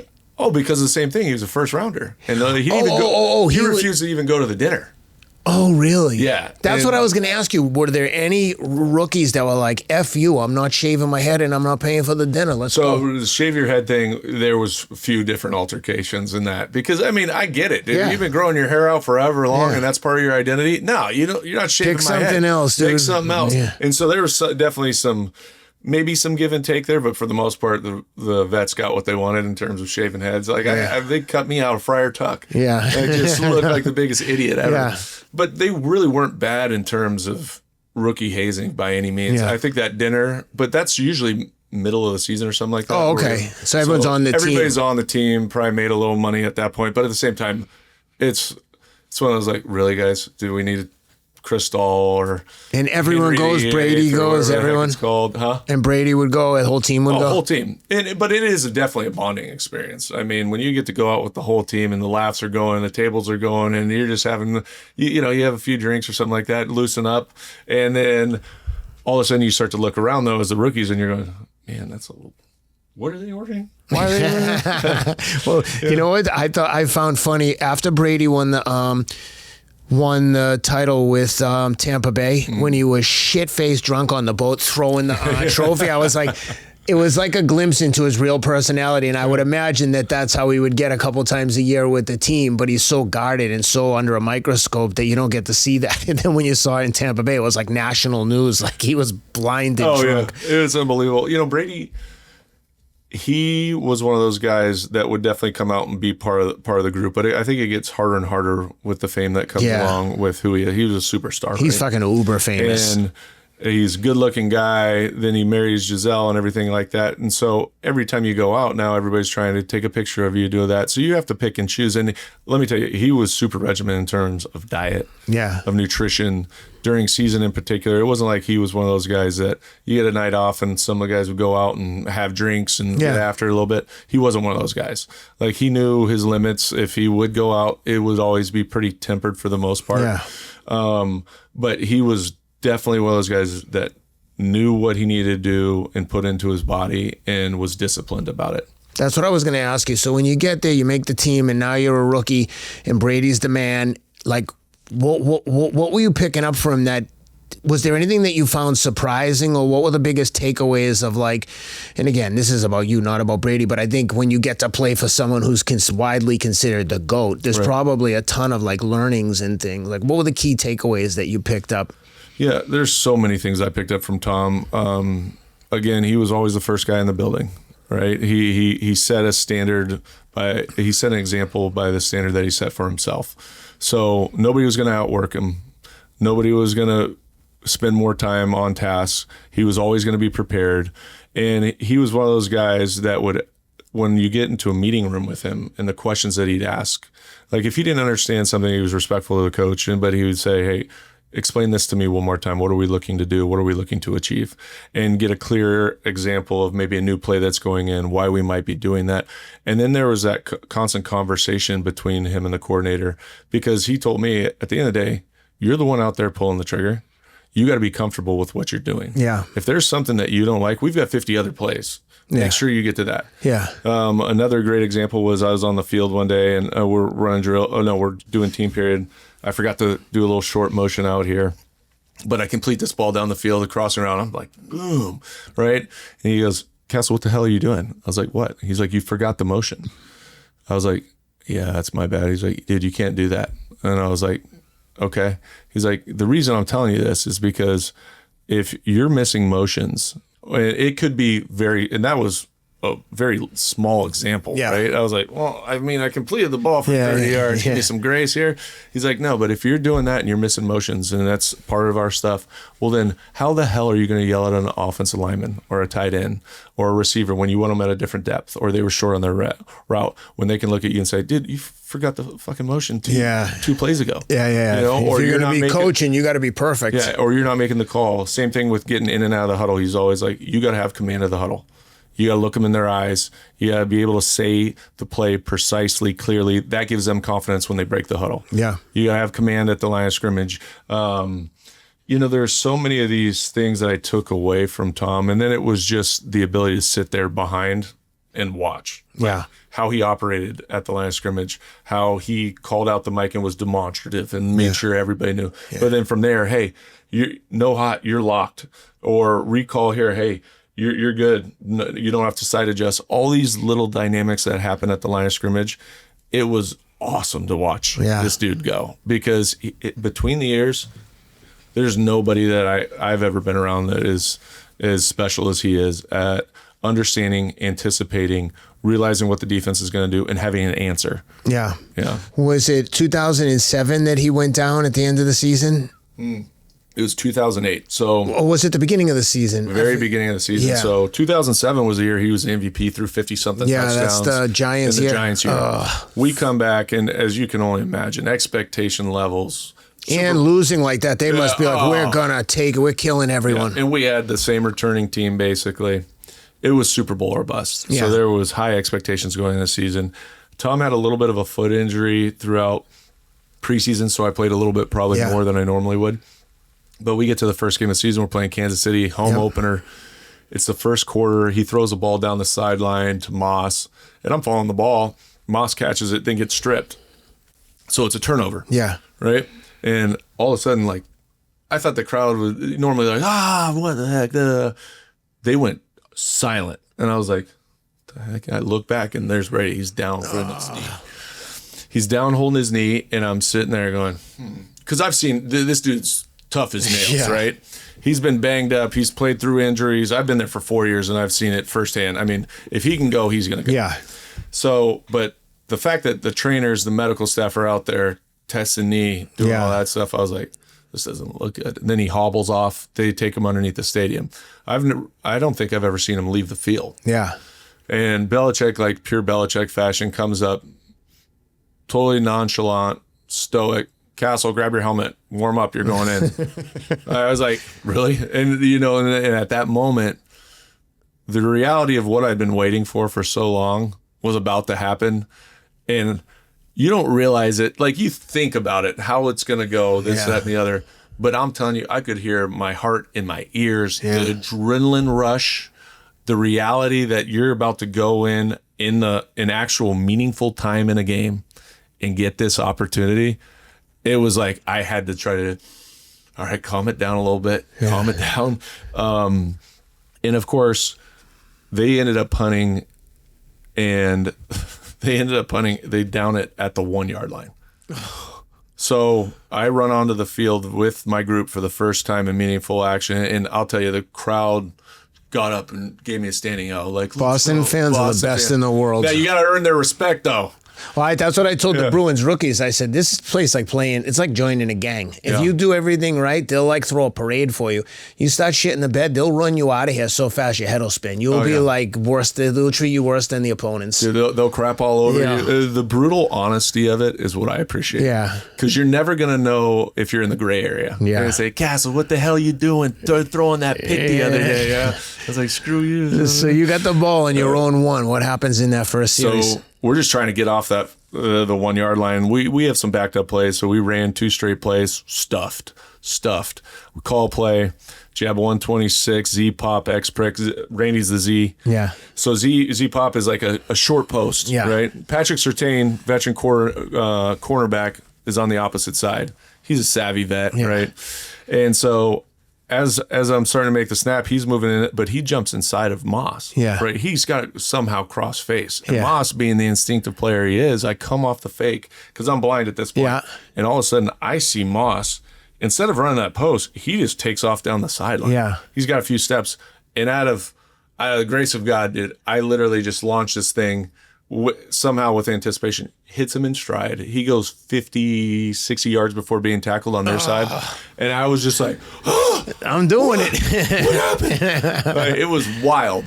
So that was the start, and we went on to win that game. I mean, that was the start of me playing for New England. We went on to win that game, and then the next week was my first start in the NFL, first start since high school. How did your life change? Because you're like, I mean, it's a backup quarterback, you're relatively unknown. I mean, now you're the starting quarterback for the Patriots, who are stacked to the gills. Like, they were the Super Bowl favorite going in probably, and now you're like winning. How's your life change? Like, are you now being recognized everywhere? It changed really just overnight because, again, I do an interview in the offseason when we're in mini camp because somebody wanted to talk to the backup quarterback to fill a story. Yeah. Now I'm front and center of an organization that has ambitions of going to the Super Bowl, where their superstar quarterback, the face of the league, just went down. Yeah. And the attention I was not prepared for. I remember coming in that day, and we were at the time, NFL was sponsored by Reebok, right? Yeah. But the Olympics were going on, so I had rocked the Nike Olympic hat because they don't care what I wear, right? Of course. But in the locker room, when the media come in, if you're doing interviews, you have to wear the apparel that's sponsored by the NFL. Of course. I had no idea. So they tell me I got to go to the podium. Well, I got my Nike hat on. I got this. I go and talk to them after the game and fielding questions for the first time up on the big stage. I get a letter in the mail the next week. Goes, you got fined $10,000 for wearing the inappropriate apparel that's not sponsored by the league. And you're still on rookie deal. Yeah, and I was like, guy, I came to the stadium that day anticipating what I've done for the last 3 years is watch Tom play. I've worn Nike stuff in here all the time, and nobody's ever said a word to me. And now I didn't anticipate going and speaking to the media. It just so happened that Tom went down. I'm pretty sure that you guys should rescind this fine. And they said, I got it. And from that point on, I was like, dude, are you serious? You tried to find me first opportunity you got that I got on the screen? But speaking of media, it was overwhelming. There was so much pressure involved because I knew it wasn't just the outside pressure of knowing that you're taking over and you're the quarterback in New England. It was the internal pressure that you felt that this is my opportunity. Yeah. Because if I screw this up, I might be out of the league. Yeah, of course. Like that's in the back of your mind. Like, and I was in the 4th year of my rookie deal. There was no guaranteed contract coming up. There wasn't even a negotiation happening. Yeah. Right. And so it was fighting those demons of staying on task and focusing and not allowing all the outside noise because everybody wanted a piece of you. Every whether it's ESPN, CBS, NBC, whatever it might be, they all wanted to do sit down one-on-one, get to know the Matt Cassel behind the And who's the helmet. Advising you like, hey, we should do this one, let's not do this one? Is your agent basically point man? It's not it was Leslie, what's Leslie's last name? He was our PR director in New England, and he did a remarkable job of protecting me and doing all those things. And so you lean on those guys. Could you have theoretically been like, I'm not doing any of them? You could, but I mean, being in that position, I think that you piss more people off in that sense. Yeah, that's right. And you have your day that you do the media, and then from there, you might do some sit-down interviews throughout the week, particularly a network that's covering the game that they want to get some, content for the broadcast. But for the most part, I mean, he did a really good job of protecting me and understanding, hey, we can only do this many, say no to plenty of people, and go from there. But it changed overnight, like the going, man, I've got media. I've got to know what I say. I got to protect my words. I got to protect the team. And I guess you become the face and you're not prepared for it. How about the brand deals? Because now you're like one of 32 guys in the world that are at the helm of like what, I mean, dude, there's people that live and die with these football teams. Like I like sports, but I'm not going to it's not going to affect my day-to-day life if my team wins or loses. Right. You know, I might be pissed or happy for a few minutes, but after that, I'm moving on. Yeah. But so when you're at the helm of one of these franchises, to the people that are rabid about the team's success, like that's a shitload of pressure, and you're in a high visibility. So like, do brand deals start like flowing in? Is your agent fielding calls from everyone under the sun? Do you have a shoe deal? Can you wear any shoes you want at this point? So I have a Nike deal, even as a rookie. Okay. And I think a lot of that had to do with the success that the agency had with big names. They represented everybody from Carson to Hasselback to a ton of. So the agent can basically go to Nike and be like, just throw this guy a few bucks and I'll get you the other guys. Right, exactly. So I already had a Nike deal, and that was the cleat that I'd wear, and they give you, they give you money for shoes and this, that, and the other. But it was really an apparel deal that you get, and then there was so much unknown about me. Yeah. Right. That there was. It still was in the early stages of proving it. Yep. And I didn't need any outside distraction at that point, trust me. But as the season wore on, there's people that come and, do you want to be a brand ambassador? Do you want to do this thing? Sign cards, which signing rookie deal cards for me, I was like, oh, well, I'll sign them, but I don't know how much I'm going to get out of this. Where now those become a little bit more valuable. Oh my God. Yeah. And those things. But I tried as much as possible to limit all that stuff, especially because the season was so important to not only the team, just to me in general, to try to prove myself, because I've been asking for this opportunity, and now that opportunity finally came. But the first start that I had was in the Meadowlands, and we're playing the Jets, and it just so happened Jets quarterback at that time, Brett Favre, childhood hero. Yeah. And it was pretty surreal to be standing up on my first start across the field from Brett Favre, go down, and the stadium is rocking. Oh, they want it. The Jets, I hate the Jets. Jets screaming, and the Patriots, I hope you break your leg, Cassel, and all the different stuff. You're hearing it all, but they legitimately thought, oh, no Brady? Oh, we're going to stomp these guys. And we went down there, and it was... Was Rex Ryan the coach? It was Eric Mangini at the time. Okay. Rex, he lives right over here. Lives in my neighborhood. Right, Rex lives over here. I saw him the other day at FedEx. I was with him for a small bit in Buffalo. Yeah. Great coach. But nonetheless, we end up winning the game, and first person to run across the field is Brett Favre, puts his big paw out there, shakes my hand, and says, congratulations, I'm so happy for you. That's awesome. And I was like, that is badass. Did you get his jersey? It was before the time, like everybody's like, did you get jerseys? That kind of came about a little bit later in my career where people started swapping jerseys. I love that. I would have loved to get Brett Favre's jersey. Imagine if you had all the jerseys of all the quarterbacks you played against, like lying in the wall of your gym or your garage or your office. That's probably one of my biggest regrets, or I wish I would have just thought of that, is just go out there and jersey swap and do that stuff. So because cool. There's so many incredible people that I've not only played with, but at the same time played against. To have those walls. And I think a lot of these guys now, they hit the nail on the head, because to be able to pass that down. I saw like Max Crosby has a sick house in Vegas, and he's got a beautiful gym with a basketball court, and he's got every jersey of the people he swapped with, and it just looks so cool.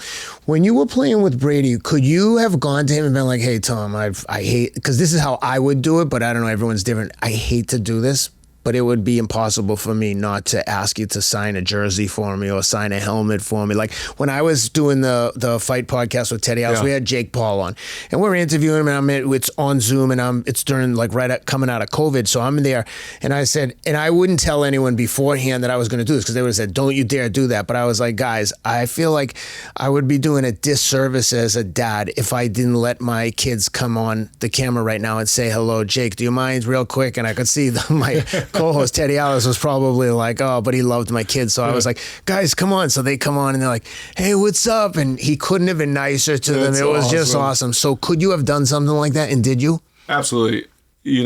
Despite his fame and all the stuff that comes along with that, he was the most humble person. Yeah. And genuinely cared about people, would go out of his way to go talk to somebody that needed, a talking to. And I'm not saying in a stern way, like, hey, look, he's going to be a leader on the field. Yeah.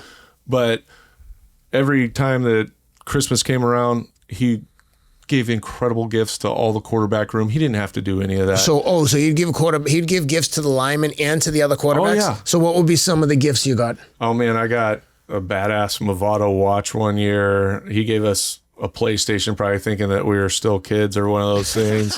He gave us another year was some other nice extravagant thing that I don't even remember, but he would always just take care of us and he didn't need to. And then anytime we went out to dinner, he's always picking it up. Yeah. It's like the dad with the kids and he's been successful. And then the rest of the family, like the extended family come in. Yeah. And he's always picking it up. Yeah. That was Brady. And he never asked for anything. And every time anybody would offer to pay, he'd pay for it. He'd take care of anybody that was in his circle 10 times over what he ever had to. But just a really, really incredible person. So if I went up and said, "Hey, bud, can you sign this?" He would sign it without a problem. I remember after I was done, I had a good friend of ours who his son was going through cancer and all that stuff. And I asked Tom, I said, "Hey, dude, explain the situation." And I said, "Could you send him a voicemail?" Yeah. And he literally sat there and got on his phone and sent the nicest note. But I just asked him, and he easily could have been busy and said, "No, I can't do it right now." He did it right away. So that's just one small, tiny example of the type of person he is. That's awesome. Yeah. Okay, so you're having the success in, this is 2008 that you're playing? Okay, so at this point, you're in the last year of your rookie contract. What happens when they start talking contract? Again, this is, if you don't want to answer the money questions, you don't have to, but I think it's all public, right? Yeah, it's all public. Yeah. And I just think the numbers are just so crazy. Well, we get through that season, and we ended up going 11-5. Yeah. And didn't make the playoffs. Didn't make the playoffs. Which is crazy. It's like a three-way tie between Miami, Jets, and us. And for some reason, the tiebreaker went to those two. So at 11-5, and we were playing our best football. We had rattled off 4 straight, probably won 5 out of the last 6. That's a team that could contend for the Super Bowl, not making the playoffs. Right. And that's what we felt. The momentum was there because so much of it is momentum building into the playoffs. And if you get off into the right start. But nonetheless, there's a lot of uncertainty going into that offseason. Number one, I'm going to be a free agent. Well, you're like jackpot. I just had the season of my dreams. Had a great season, put myself in a position. I'm a free agent. Like, I'm about to get tens of millions of dollars. And you're making $165,000 or whatever it is at that point, $200,000. And that was the crazy part for me. It didn't really strike me until after the season, like what just took place. Yeah. I was not only able to go out and play well and win games, but it set me up for the next part of my career, which there's so much uncertainty, as you all know. And so we get in that offseason, and Brady's still recovering from his ACL surgery because he had a few different complications, I think, in the knee. Yeah. I don't know if it was an infection or what it was that kind of set it back a little bit. So next thing I know, Belichick and the New England Patriots decided to franchise me. I fucking love this. What does that mean? Franchise means you get an average of the top 3 highest paid players at your position. You must be like it was top 3 or top 5, whatever it is. Your head must be spinning at this point. I had no idea. I was like, "What do you mean they franchise me?" He's like, "Well, they sent over that they're going to franchise you, which means I don't know whatever it was." So there's no negotiating. This is the number is going to be the average of the top number. 3 and all you have to do is sign the paper, and that number's locked in. It's guaranteed. And by the way, your agent must be shitting his diaper because he signed you thinking like, "Oh, I'm going to do this guy a solid. Maybe he'll make a team." But this guy, you're not going to get the league. You're not going to get the top quarterback salary package in the world when you. In his mind, when your rookie deal's up, you're not getting a $60 million contract. So he's got to be. What percentage does the agent get? 3% is typical. Okay. Yeah. So what's the vibe like when he's like, "Dude, we did it. They franchised you." Bro, it was the craziest thing. So he's like, "Hey, they're going to franchise you." I was like, "What does that mean?" Yeah. Just what I described to you. Yeah. In a very layman's terms, this is what this means. Yeah. That means they have your rights for a year, but it's, it was whatever it was, 16, something like that. And I was like, so what do I have to do? And they're like, all you have to do is sign that, and then it's ironclad. Yeah. I was like, give me the paper, sign it, because it was like 63 million for 6 years or 10 years. What was it? So the crazy part about it is they franchised me. Boom. Yep. Brady's starting to come back. They trade me to KC. Yeah, but your contract goes with you though, right? Right. KC so I'm on a one year deal. Okay. So we've got a bargaining chip, right, in our back pocket, because no matter what, you have to start there. Yeah. And so then we worked out a 6-year deal for 60 something, and 28 of it's guaranteed. Does that mean that 28 gets paid that day, or it means over the course of first 2, and then they had an option after 3 that they pick up because they add a whole nother chunk onto that one, because again they gave them back in the day when I played. You see these 6-year contracts, but really, what's your guaranteed? That's How right. long does that last? Yeah. Because that's up to the discretion of the team. It didn't matter. A lot of these contracts that you'd see would look so astronomical, but they were backloaded knowing that the team at some point would move on. Yeah. Right. And then they could cut you at any time. So you don't get paid when you get cut. So the guaranteed money is the part that people really need to pay attention to. Guaranteed money. And it's changed dramatically now. But yours was still 28 million over 2 years. Yes. So do you get like 14 million up front, or is it like monthly? It usually was, you get your signing bonus, whatever that was, and then it was over, it's however they're. But do you remember the first time you got like X million dollars into your account, looking at it like, what? I've never been one of those guys that just like, I'm very simple, right? Like I know that some guys go, man, I got this. I'm going to go buy this. I'm going to do this. My first purchase after I got a contract was a restoration hardware couch. That's the type of dude I could spend too much money at restoration. Yeah. That's how you know we're old. Yeah, when I get excited when the restoration leather, when you just sat down, when the catalog arrives, it's literally at my house now. And I said, let's look through here and just see what would we buy if we refurnished the house. And my wife's like, we're old. I'm like, oh my god. Yeah. But it was crazy because it was a moment that you realize you're able to set yourself and your family up for the future. I mean, really, you don't have to do $28 million. You don't have to do anything else the rest of your life. Yeah, and it was a pretty cool moment once it was all said and done, because you're trying to get to that point and you want some longevity in the league, and then to finally get that opportunity, it was awesome. And then the reality strikes that you're going to a new organization that had won 4 to 6 games in the last 2 years. What happens when you get to KC? What are the big differences between New England and Kansas City? It was massive. I mean, from a player standpoint, I had such good relationships over 4 years with all the guys on the New England team, but you're starting over.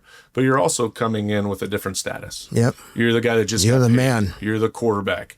And you've got to build the trust of the new teammates, and that can be challenging at times. Yeah. And I say that, but it's one of those things, perform and everything's good, and at the same time you can show your qualities and workouts and leadership and minicamp, but it's not until the real bullets start flying that you have to now prove to yourself, to these guys, that you're worthy of what you're doing. So you're trying to make sure that you're doing everything in your power to do it. And the one thing about football is it's a collective sport, man. If one person's not doing their job, more so than any other sport, I think. More so, you're so codependent on all the guys to be on the same page and doing the right things, that if one guy's off or you're not off, if you're not in the right play, the whole thing gets blown up, right? So there's so much of that, and you've got to build those relationships, especially with those offensive linemen. But coaching was definitely different. Chan Gailey, who was our coordinator when I first got there, ran a different type of system altogether.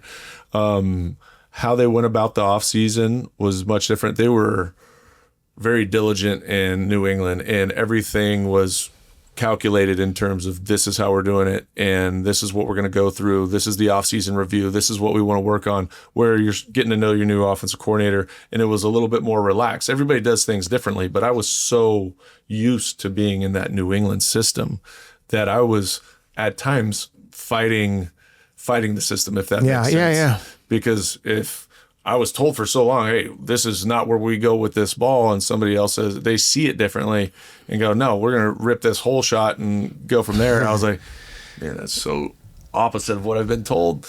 But so you're relearning terminology, relearning that. But And then the team itself was different, right? We had a bunch of veteran leaders on that team in New England. I mean, you've heard some of those names. You go up and down, where we had a lot of good talent in Kansas City, but we weren't there yet, right? We were a few players away. And so we ended up going, well, it didn't help. Chan, a week before season, we get done with preseason. He and Todd Haley, our head coach, don't really see eye to eye. Chan quits a week before season. The offensive coordinator. So we go through a damn offseason. We're learning a whole new terminology, playbook, go running that in preseason. Next thing I know, week before season, Todd takes over play calling responsibility and changes the terminology back to something, which I get. You got to know what you're calling, right? Yeah. If you don't completely understand one, then go back. But now we've got new terminology going into week 1 of season. It's crazy that an offensive coordinator would do that, because your reputation, and this is one of the things I talked about with the kids at for the Bruins, the rookies. I was like, your reputation, you think that it doesn't matter how you act in the locker room or talk to people when you're out at the bar or whatever. Like, these guys are your peers. That guy that you think he's a clown right now, in 2-3 years, he might be playing in New York, and the New York coach or GM says, hey, you played with Joe in Boston. What was that guy like? That guy's going to say either you're an asshole or you're cool, and it's going to determine how badly they want you. Like, believe that this is going to follow you. So when you have an offensive coordinator quit on the head coach, like, you could fucking hate each other, but dude, we're at war together. You don't drop your rifle and run away. Like, you can hate me, but we still need to defend. And so to do that, like, what was the fallout from that? And it was difficult. I mean, and I don't know if it was a joint decision between the two of them, because I think that they had different philosophies. Yeah. And it was brewing for a while, right? It was two different philosophies. And Chan Gailey has been a hell of an offensive coordinator for a long period of time. And I think that it just hit a head. Yeah. Where Chan's like, I can't do this. Like, there's no way we're going to get through a season with this working with the dynamics the way it's set up. So he takes over, and it was, I think, for the entire team, it took the offense games. I'm not talking about practices. We're talking about 4 or 5 games getting into the season to try to figure out everybody, because I was familiar a little bit with Todd's system. There were some subtle changes, but more of the terminology was more similar to what I was used to. So it wasn't a huge adjustment for me. Yeah. But the other guys that played in different systems, that's trying to learn a new system in 2 weeks and say, go play in an NFL game and go and second guess yourself and be like, oh shit, I don't know what I'm doing. Yeah. You know, so there was some fallout there. It was a rough season that I couldn't have anticipated, because number one, you're the new guy coming in, supposed to be able to bring some juice. You go 4-12. Yeah. And everybody's on you. Like the media, the fans, this, that, and the other. And you're on, holy goodness, what did I sign up for? Because from USC to New England, all winning, right? Yeah. I mean, my first year in college, my second year, we struggled, right? But then it was Orange Bowl, Rose Bowl, Orange Bowl. Then go to New England. It was perennial playoffs every single year, success, always double-digit wins. And then you go to an organization like Kansas City, and you're the man. And you're the man, and you struggle. Man, it's a heavy burden to carry. Can you remember incidents where you might have thrown a pick and then they return it and you're like, oh no, I got to make this tackle, and thinking like, I got to tackle this like Bernard Pollard or someone like that? Oh yeah, anytime they pick it off, I'm trying to run it. And you know, I had a little screw loose where I was trying to actually try to because now you're pissed. Try to hit him because you're pissed. Yeah, you're more pissed at yourself, but maybe I could take it out on somebody. But you also got every friggin' defensive player coming to line you up. That's it. You better have your head on a swivel, because I'll tell you, as soon as you put your guard down and you're not looking around to make sure, because they're gonna light your ass up. Defensive linemen, they'll come and try to light you up. Because guess what? Now you're on the defense side of the ball, and you're like, okay, you want me to come hit you? But that's a very dicey thing, because like if you did something like that to Brady and hit him with a blindside block and like really try and crack him, like it's not just throwing a good. Like there's a lot of repercussions there. Oh yeah, especially today where they protect the quarterback, crack back blocks, all those different things. Because you could. I mean, even though you could legally light his ass up, you need to think like, do I really want to hit like a Brady or a Mahomes? Like, this is, and especially you better consider your own status. Yeah. Okay, if you're Ray Lewis, you might be able to get away with that. But if you're like a rookie and you think you're gonna take Brady's head off, you better be ready for what's coming, because they will like put a hit on you. And I'll tell you what, there's enough guys out there that just don't give a shit. Yeah, that's true. And they're going to come light you up, and they'll take the repercussions however they come because they know that they'll be public enemy number one. They don't care. It's just there was some crazy guys. I mean, they relished being dirty, like being the like crazy guy. Right. Well, that's what these dudes do. They get paid to get after the quarterback, not just get after the quarterback, to really punish the quarterback, right? Or anybody that has the ball.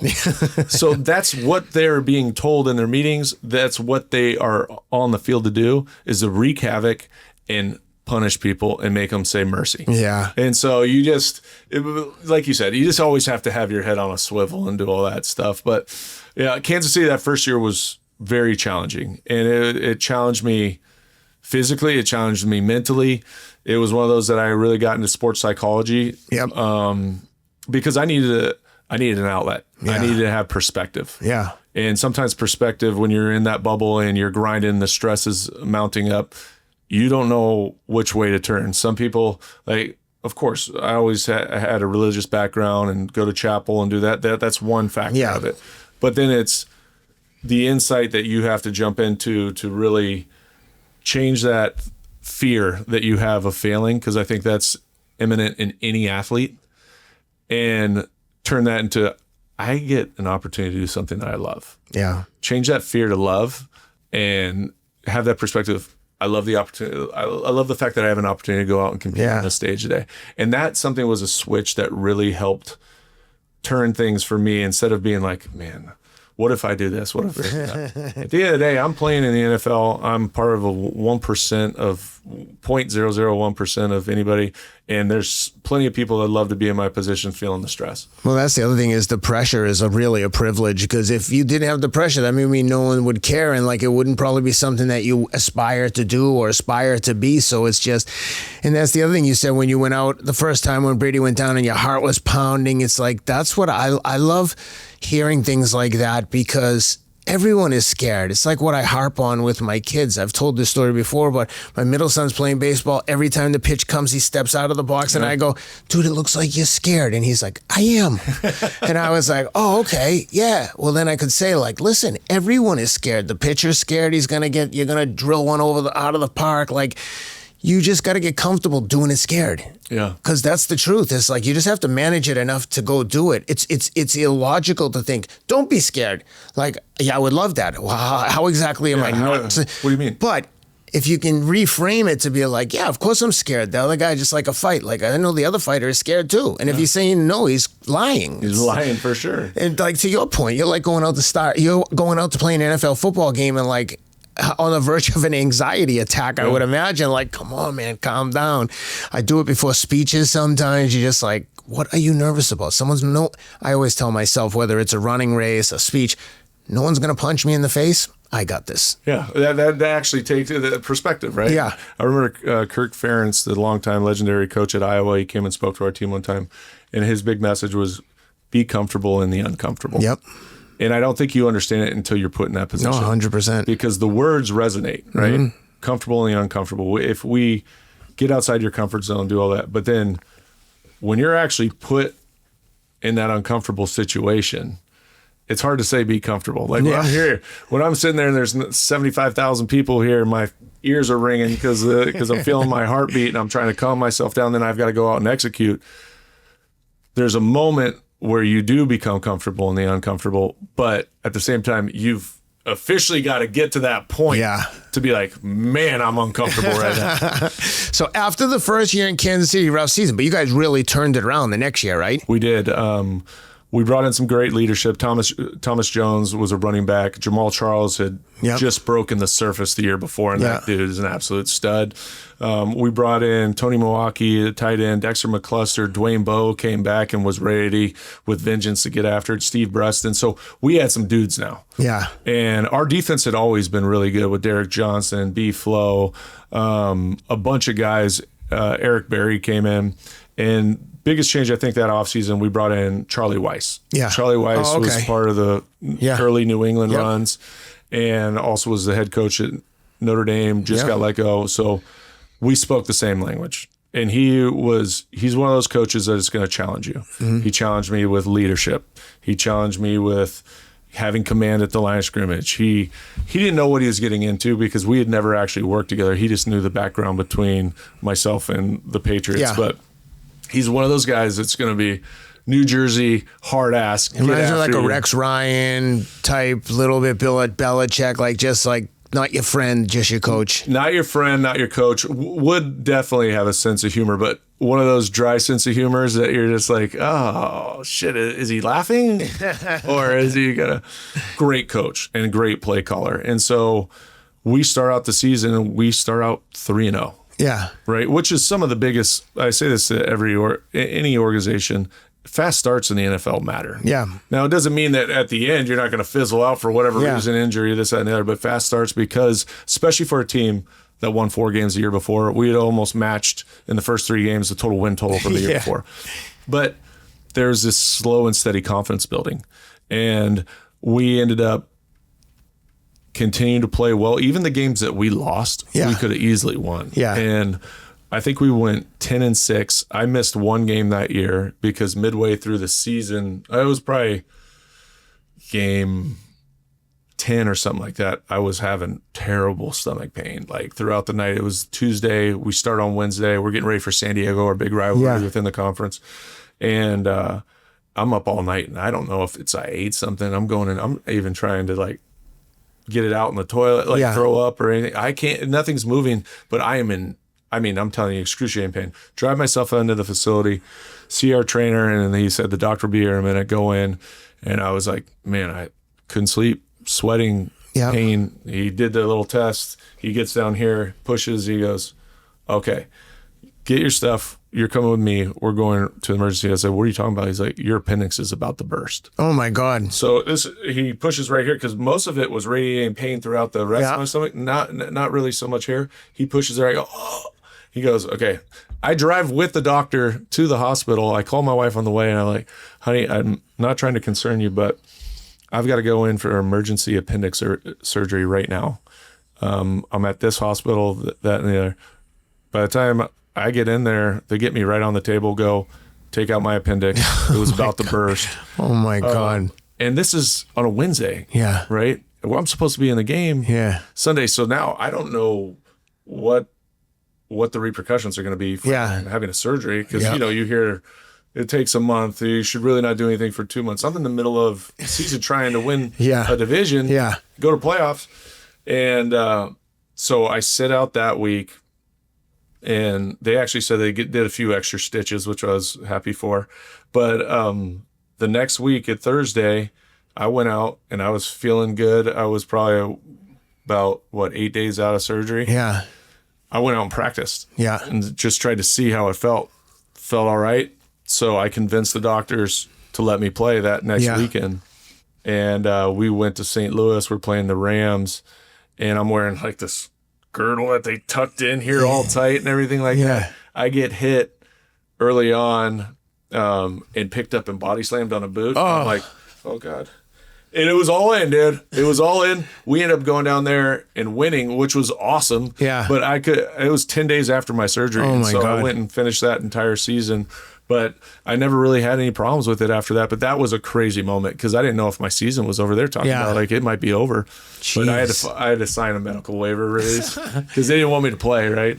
Oh, really? Yeah, it didn't waive your insurance, did it? No, but I had to make sure that they weren't liable. Okay. They said you should not be playing 10 days after an appendix surgery. Yeah. And so I had to make sure that I signed that waiver to say they're not liable and I can't sue them because even though they told me I shouldn't be playing. Yeah. But that was a crazy year. Yeah, we went 10-6. We went to the playoffs, got beat by Baltimore, but the turnaround, we won the division, went 10-6 from a team that went 4-12 the year before. It was one of those really incredible moments for the team, the organization, and just the commitment to everybody to kind of stay course and go out there and execute at a high level, play at a high level, but it took everybody for sure. Yeah. Did you ever play with Bernard Pollard? I did. Bernard actually lives here in the city. I know. He lives right across the street from me. His kids are friends with my kids. He's a great guy. He's a great guy. He's a fucking animal.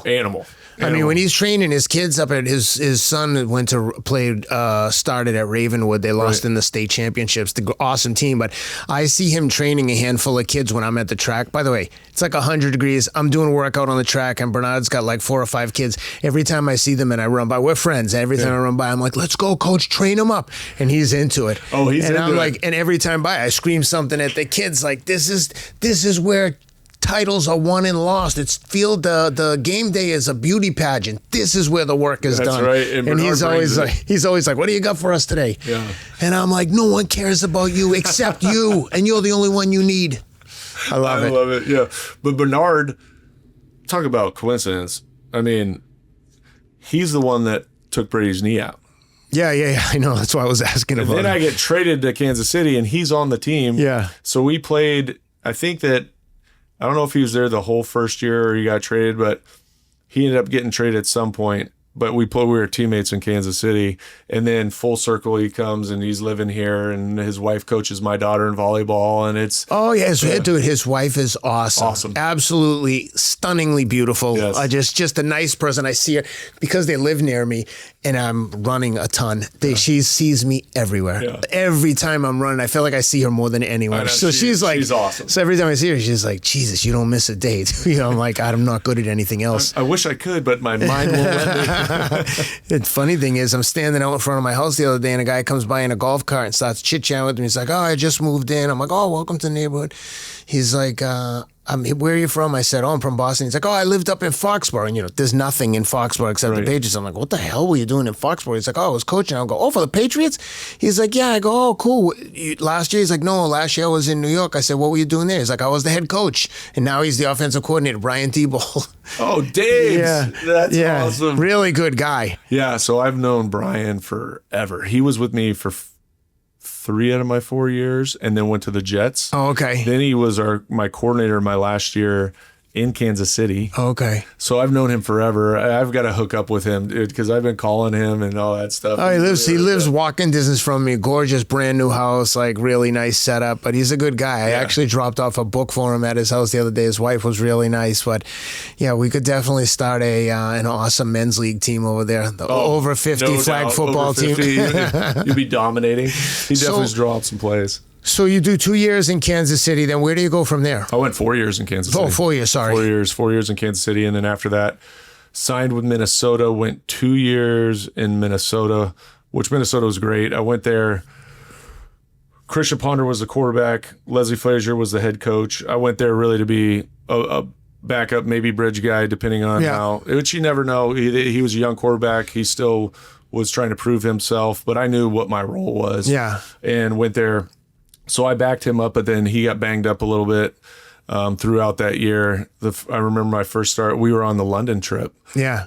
Which is a kick-ass week. Right? We stay at the Grove, and I don't even know where the hell it is, but it's out in the countryside. Yeah. You go through this little area. It looks like these lines of trees, and then you come through. It looks like the Field of Dream. They set up this beautiful plush football field in the middle. So cool. So you spend a week out there, then you go down into London the few nights before the game, and you get to do some touristy things. They hold a big ceremony. But then I think we played, where did we play?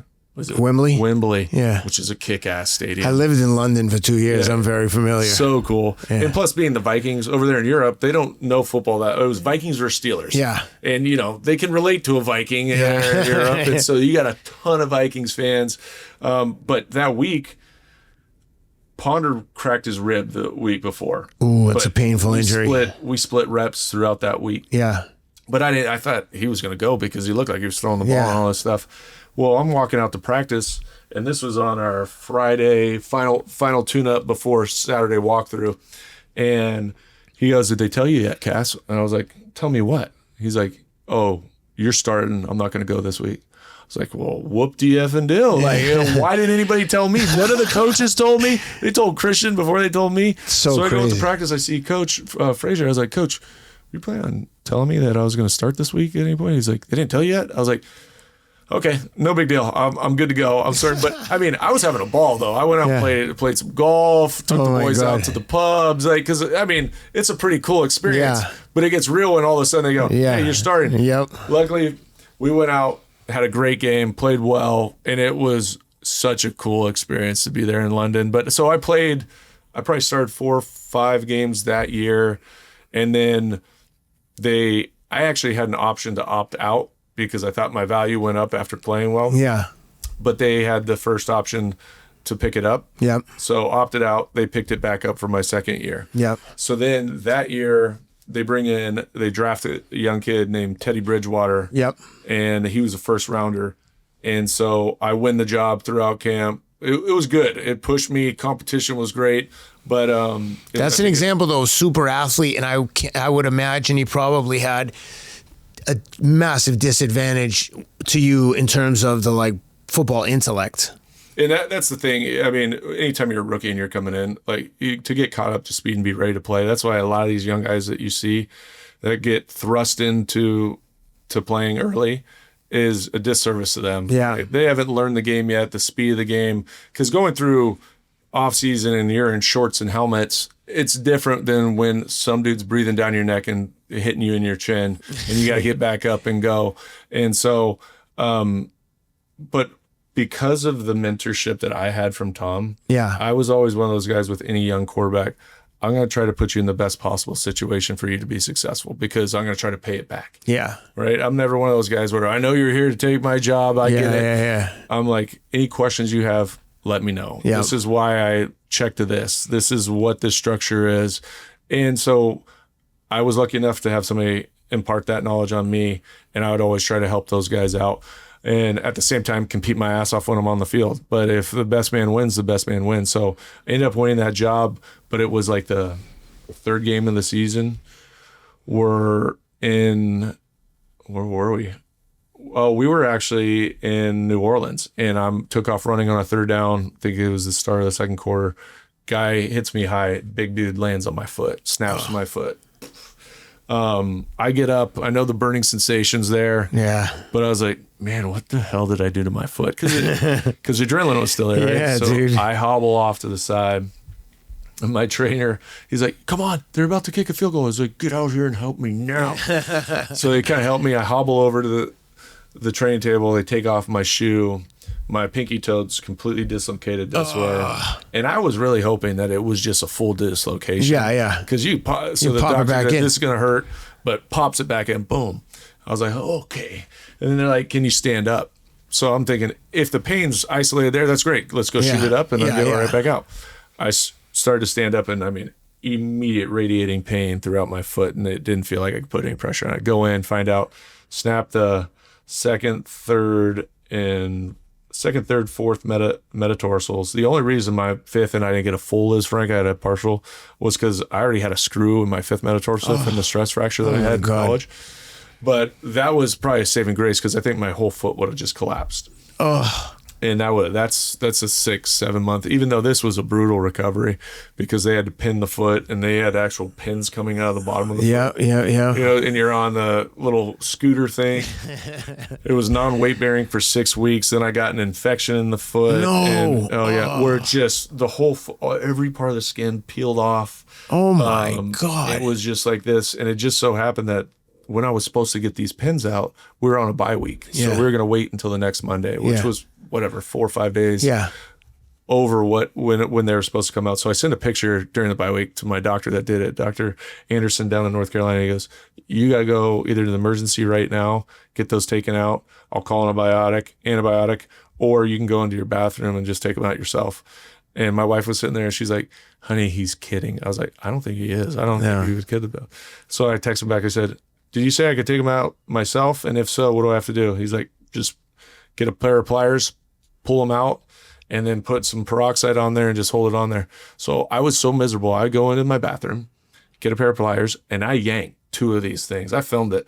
I yanked 2 of these things out of the base of my foot, and they were about this long. You got to send me that video. I was sitting there going, but immediate relief. The one I could not get out. So I sent it to the trainer and I said, hey, because we didn't get these out, I had to take them out myself, but I can't get the third one out. He's like, you are absolutely out of your mind. What are you doing? I was like, can you please get somebody to the facility to take it out? And he's like, yes.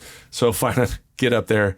Doctor shows up, goes, let me just see if this will wiggle. Instead, he just went, whoom, took the third one out, no problems after that. That's what you have to do is fake them out. I've got a great video of my youngest son who was a savage, and his tooth was loose, and it turned sideways on the front, but he couldn't get it out. So he's sitting in my bathroom, and my wife is recording him, which is not like her, and she's like, what's the matter? He's like, my tooth. So he smiles, and his tooth's cockeyed, and he's like, it's stuck. I won't get it. He goes, I'm just going to ask Dad to pull it out. So I'm laying on the bed watching the UFC, and she's recording this unbeknownst to me.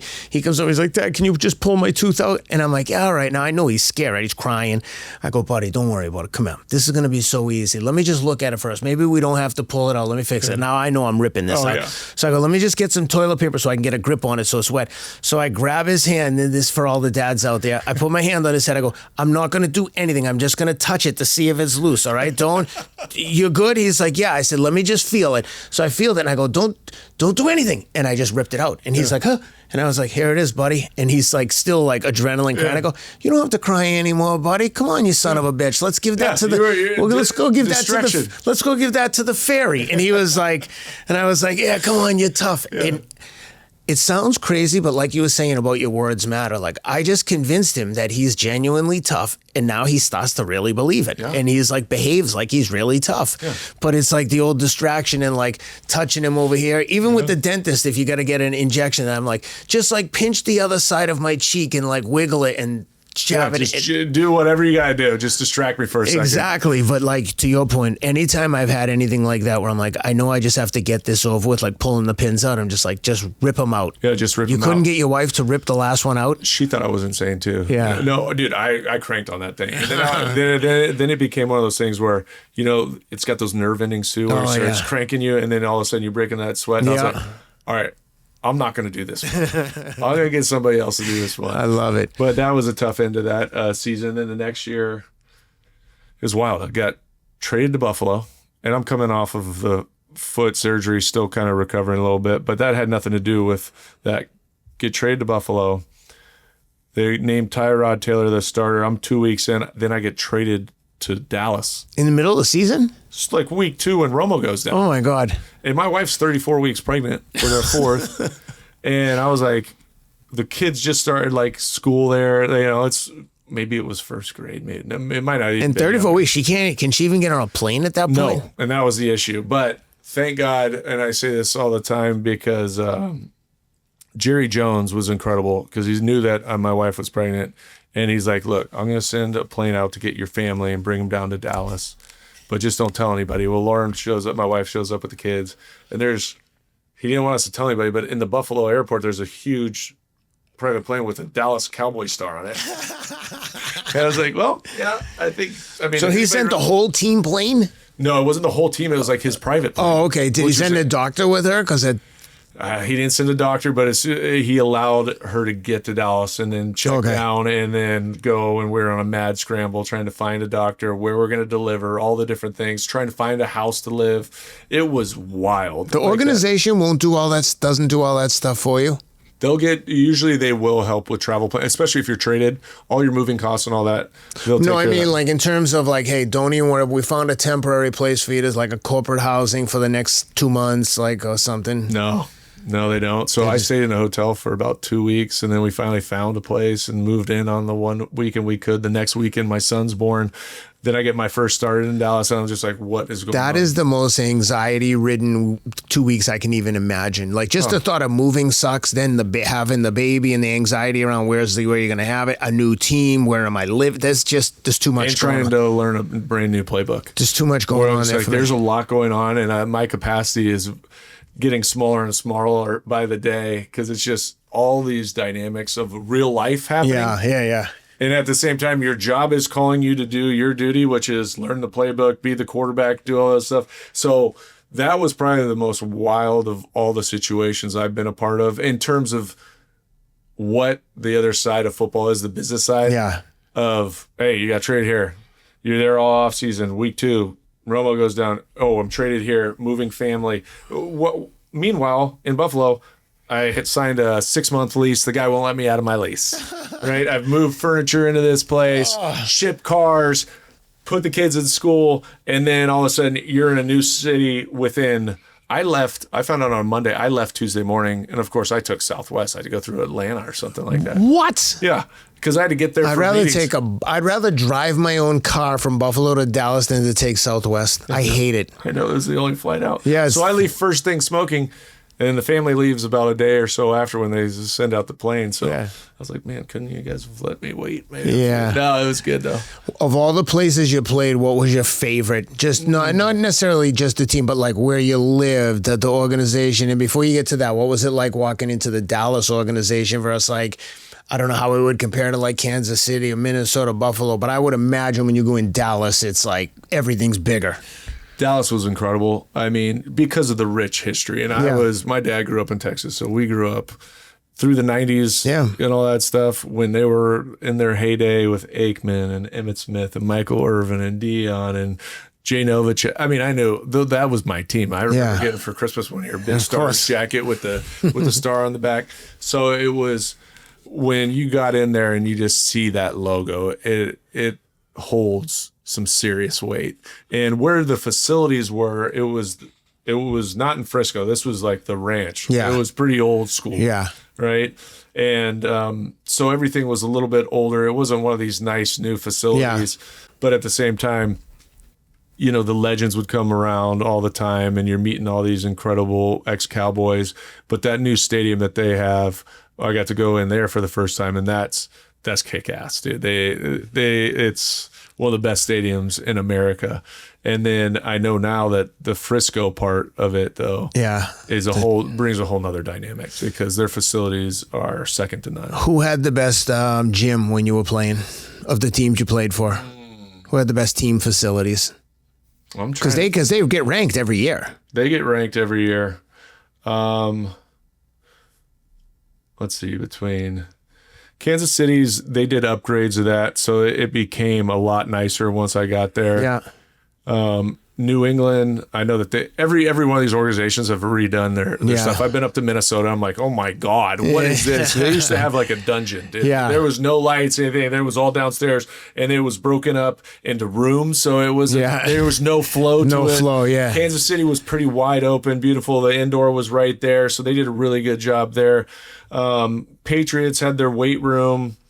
It wasn't a massive weight room by any sense, but it had everything that you needed. They did a really good job with nutrition and all the different things to give you. They fed the players extremely well. I mean, Mr. Kraft, they were a first-class organization in that standpoint. Buffalo, the Pagula family did a really good job. Like in the locker room, they set up these huge screens. You got pool tables. You got all these different elements. You know, that's as you start to get to these new locker rooms and stuff. They look like a damn nightclub. Oh, it's so nice. I was like, what I grew up on is a lot of that. Yeah. Like, you're going here to work, get it in. There's not a lot of flash. It's just iron being thrown around and, you know, getting after it. But let's see, Tennessee, they redid. They were all pretty similar. I gotcha. I'm not sitting there going, this one was so much better than the rest of them. Yeah. Because a lot of these stadiums that have now either redone their whole facility or their stadium and all that stuff, those are state of the art. Yeah. A lot of what I grew up in was old school. As the quarterback in one of these teams, could you walk into the equipment room and like basically take any of the gear that you want, like T-shirts, sweatsuits, like how was that stuff handed out? Depended on the trainer. There's some of these trainers that like, hey, you want to go in, grab yourself some T-shirts, this and the other, open. Like when I was in Tennessee, they're awesome. Like if you want to go get a few T-shirts, if you want to do this, of course I would always ask. Yeah. Some guys would just go grab whatever or grab a whole thing of socks, right? Most organizations though, you'd go up and they'd give you whatever you want for you. Yeah. And then you'd say, hey, is there any way I can get some hats for my family, some T-shirts, friends are coming in. They're usually amazing because their inventory, they can't get rid of all that stuff. They've got so much inventory that most of them are cool. There's every now and then you'd get a stickler about, well, I can only give you 2 hats. And I was like, Bro, come on. You know you got 50 of them back there. Well, that's the reason I was asking, because when I was just with the Bruins, like the equipment managers are the main guys. They're like, and they were these guys were awesome. Shout out to the guys in Boston. They were like, oh, you want a call shirt? You want this? I'm like, I want everything. Yeah. I'm like, I'm never going to get a chance to do this again. They were like, I got you. And they were just like, let me know what you need. Yeah. But they were like, there's some guys that come in and get it, and they're super nice to us. And they, if they'll give us tickets, they'll give us cash. Like, they take care of us at Christmas. They can have anything they want. And then you get the guys that think they're entitled to take whatever they want. And then for those guys, we go by the rules. Yeah, that's fair. And I think some of the coolest stories that you hear are from those guys. Yeah, because for sure. They've seen it all. They know every guy. What kind of people they are. Yeah, and not just players. Coaches' stories when they were young bucks going up and having to drive people around, and the skeletons that are in certain closets, they know them all because they know everything going on in the organization. I used to go back there and just, they'd be scuffing up the balls and do all that, and I just sit there and listen to these guys tell stories and just laugh my ass off. It was the greatest thing ever. Did you have particular way you like the ball, like different people like more, I don't know, what, oil or dirt rubbed into it? Like, did you have any preferences on prepping the balls that you were going to use? I never got that deep into it. Some guys do, though, right? Some guys do, for sure. It's like, do the Mississippi mud? How long do you do this? It needs a little tacky. I mean, when I first came to the league, when you went to an away stadium, they would supply the balls right out of the box. It still had that like film plastic on it. If it was hot, like when we were down in Miami, oh my God, you couldn't grip the ball to save your life. Really? Right? It was literally like holding something that had like an oil on it. Right? Because your hand's so sweaty. And you couldn't even really touch the leather at that point because they weren't broken in. It was the worst. But then, I don't know what year it was. It was Brady and Peyton and these guys, Breeze, I think they all got together and went and said, hey, we should be able to break in the ball going to an opposing team for fairness of play, right? Yeah. If you got a broken in ball at home, that's why don't you just bring your own? Yeah, and bring your own. And so they changed that rule. And then it became like these guys, the science behind it. Some guys would go scuff it up on the ground. You brush it out. Some people would put it in the dryer. Everybody has their own system. And then it's really, they put these ones that they've doctored up into a bucket, and you go in and you pick out your 12 for game day and you feel it. And the only thing that I would really pay attention to, there was a shape to the ball. Not all of them were made the same. Some one was a little bit more narrow. Some of them were a little bit fatter. And so I picked the ones that felt good when I picked it up in the grip. Yeah. But it was a game changer when they had finally broken in balls, because it made a major difference. Were you with the page? What year was Deflategate? That was after I left. So I want to say 2000. Okay, but you weren't there. 12 or 14. Would anyone ever intentionally let the air out of the ball? Like, do you think it would be an advantage to you to have a like slightly deflated ball? And like, was it even worth like getting hyped about? Like, it's a football. Like, you're still gonna throw, catch it. Now, exactly. They say that I think part of it is when maybe the ball's deflated slightly, you have a better squeeze or grip. But almost everybody has big hands when you're playing. I was going to say, position. But even that is like, it's like worrying about the tire pressure on your race car. Like, right. And it was cold out, this, that, and the other. The funny part about that whole deal, you've got the ball that you said was slightly deflated below whatever the standard was. But then the second half, they go back, they change the balls out, and he throws for more yards and more touchdowns and wins the game. So it's definitely doesn't have the impact that people are saying. I think it's on the back end of Spygate. Yeah. Oh, yeah. So everybody still remembers that, right? And they hate the Patriots for the most part. The league, I feel like the consensus is definitely not that they're like the favorites. Right. I think if you're a Boston fan, everybody loves you. But if you're outside of Boston, they hate you. Yeah. Because why? You're winners. That's right. And then you add a little controversy in between that, and it tries to give them validation for why they actually hate you. Yeah. And it's part of being part of the Boston Patriot culture. Taking Brady aside, though, do you think that that's something that someone would intentionally do? Like, because I always think like, yeah, okay, you can get away with that, but like, what's the reputational risk? And I wouldn't have even thought that anyone would care about that. Like, the ball's a little bit deflated. I have never even thought of it, because at the end of the day, you take your game balls, right? Yeah. You've got the 12, and then I think you've got backups just in case maybe one goes out. I don't really know. Yeah. But you have to hand those over to the ref. That's what I mean. The ref comes in and checks every ball and makes sure if it's not pumped up to where it is, that it's their job to pump it up, right? Yeah. So then, but once they're out of your hands, it's zipped up, boom, taken out to the field, and that's your game balls. Yeah. So I don't know at what point somebody can sneak in after the refs take them to their locker room to check all the balls. Somebody sneaks in and like, unless it's you got the greatest ball boy over there and just is like, which you would think would be captured on television with every view that you have now.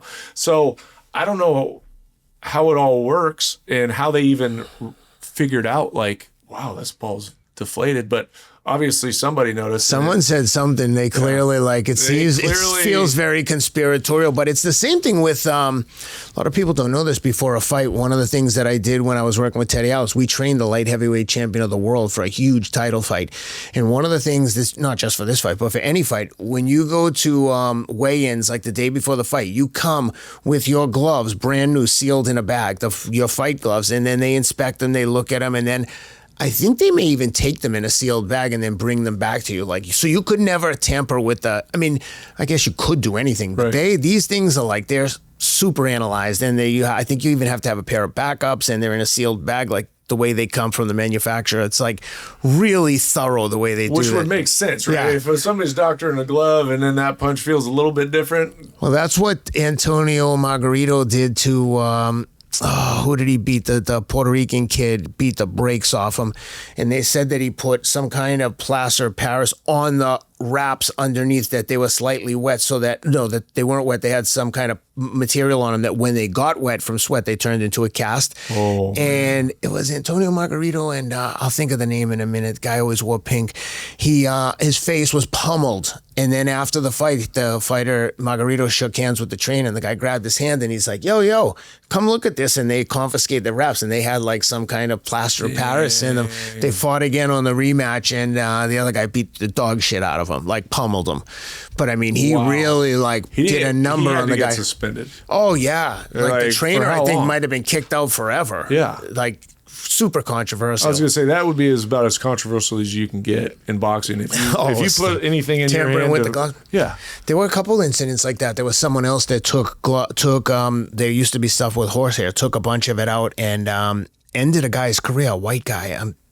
I wish I could remember the name, but he pummeled him, Billy something, and the guy's face was just banged up, and he was being interviewed because he never fought again, and he was like, every shot the guy was hitting me with, it was like he was hitting me with a horseshoe in his glove. He's like, I couldn't understand how he was hitting me so hard. Yeah. And his face was just destroyed. This was maybe in the 70s or 80s, but anyway, I digress. But I love all the I don't know, I like the controversy and the excitement around it, the ball's deflated. It's of all the things that you would think that someone would do to cheat would be a bit. Yeah, I wouldn't think that would be up on my list for sure. Like I said, if anything, maybe a little bit more control over the ball because you can feel a little bit more. But like you said, even when they put the new balls in, throw it. Exactly. You still got to read the defense and throw it and avoid sacks and do everything else that you got to do. So what are you spending all your time now on? Obviously, you're would you say 5 kids? 5 kids. 5 kids. You're involved in coaching. What else are you doing? Are you working on anything else? I worked with NBC Sports Boston for a few years when I first got out. I went and we do the pregame, halftime, postgame for NBC Sports Boston, which was cool to be back there. I got a call, and I didn't know what direction I wanted to go in terms of after being done after 14 years. It's a major adjustment for anybody that's done it for any period of time, where you've had longevity in something, and then you kind of have to start something new. It's always, you kind of have to recreate yourself, so to speak. Yeah. Right. You don't have the locker room. You miss those guys, this, that, and the other. The way that your season was so regimented and everything in terms of, it's off season. Now we're getting to mini camps, and it's the calendar year is based on the season that you've always related to. People love routine. Yeah, I love routine, and it's hard when you have that structure and that routine gone. But then I knew that I wanted to do something and have purpose, so I got a call to do Patriots, and I did that for 2 or 3 seasons, and then I met with the NBC people and been working for NBC for the last 3 years doing college football. Oh, okay. We have the 6:30. We've had the 7:30 night game on primetime on NBC. Yeah. So I'm part of the pre-game, halftime, post-game show there, and that's been awesome to be still around the game. Now, my contract was up this year, and they're changing the format of the show, but that's what I've been doing. Yep. And there's part of me really for my kids too, because like I told you, some of my kids don't really remember me much.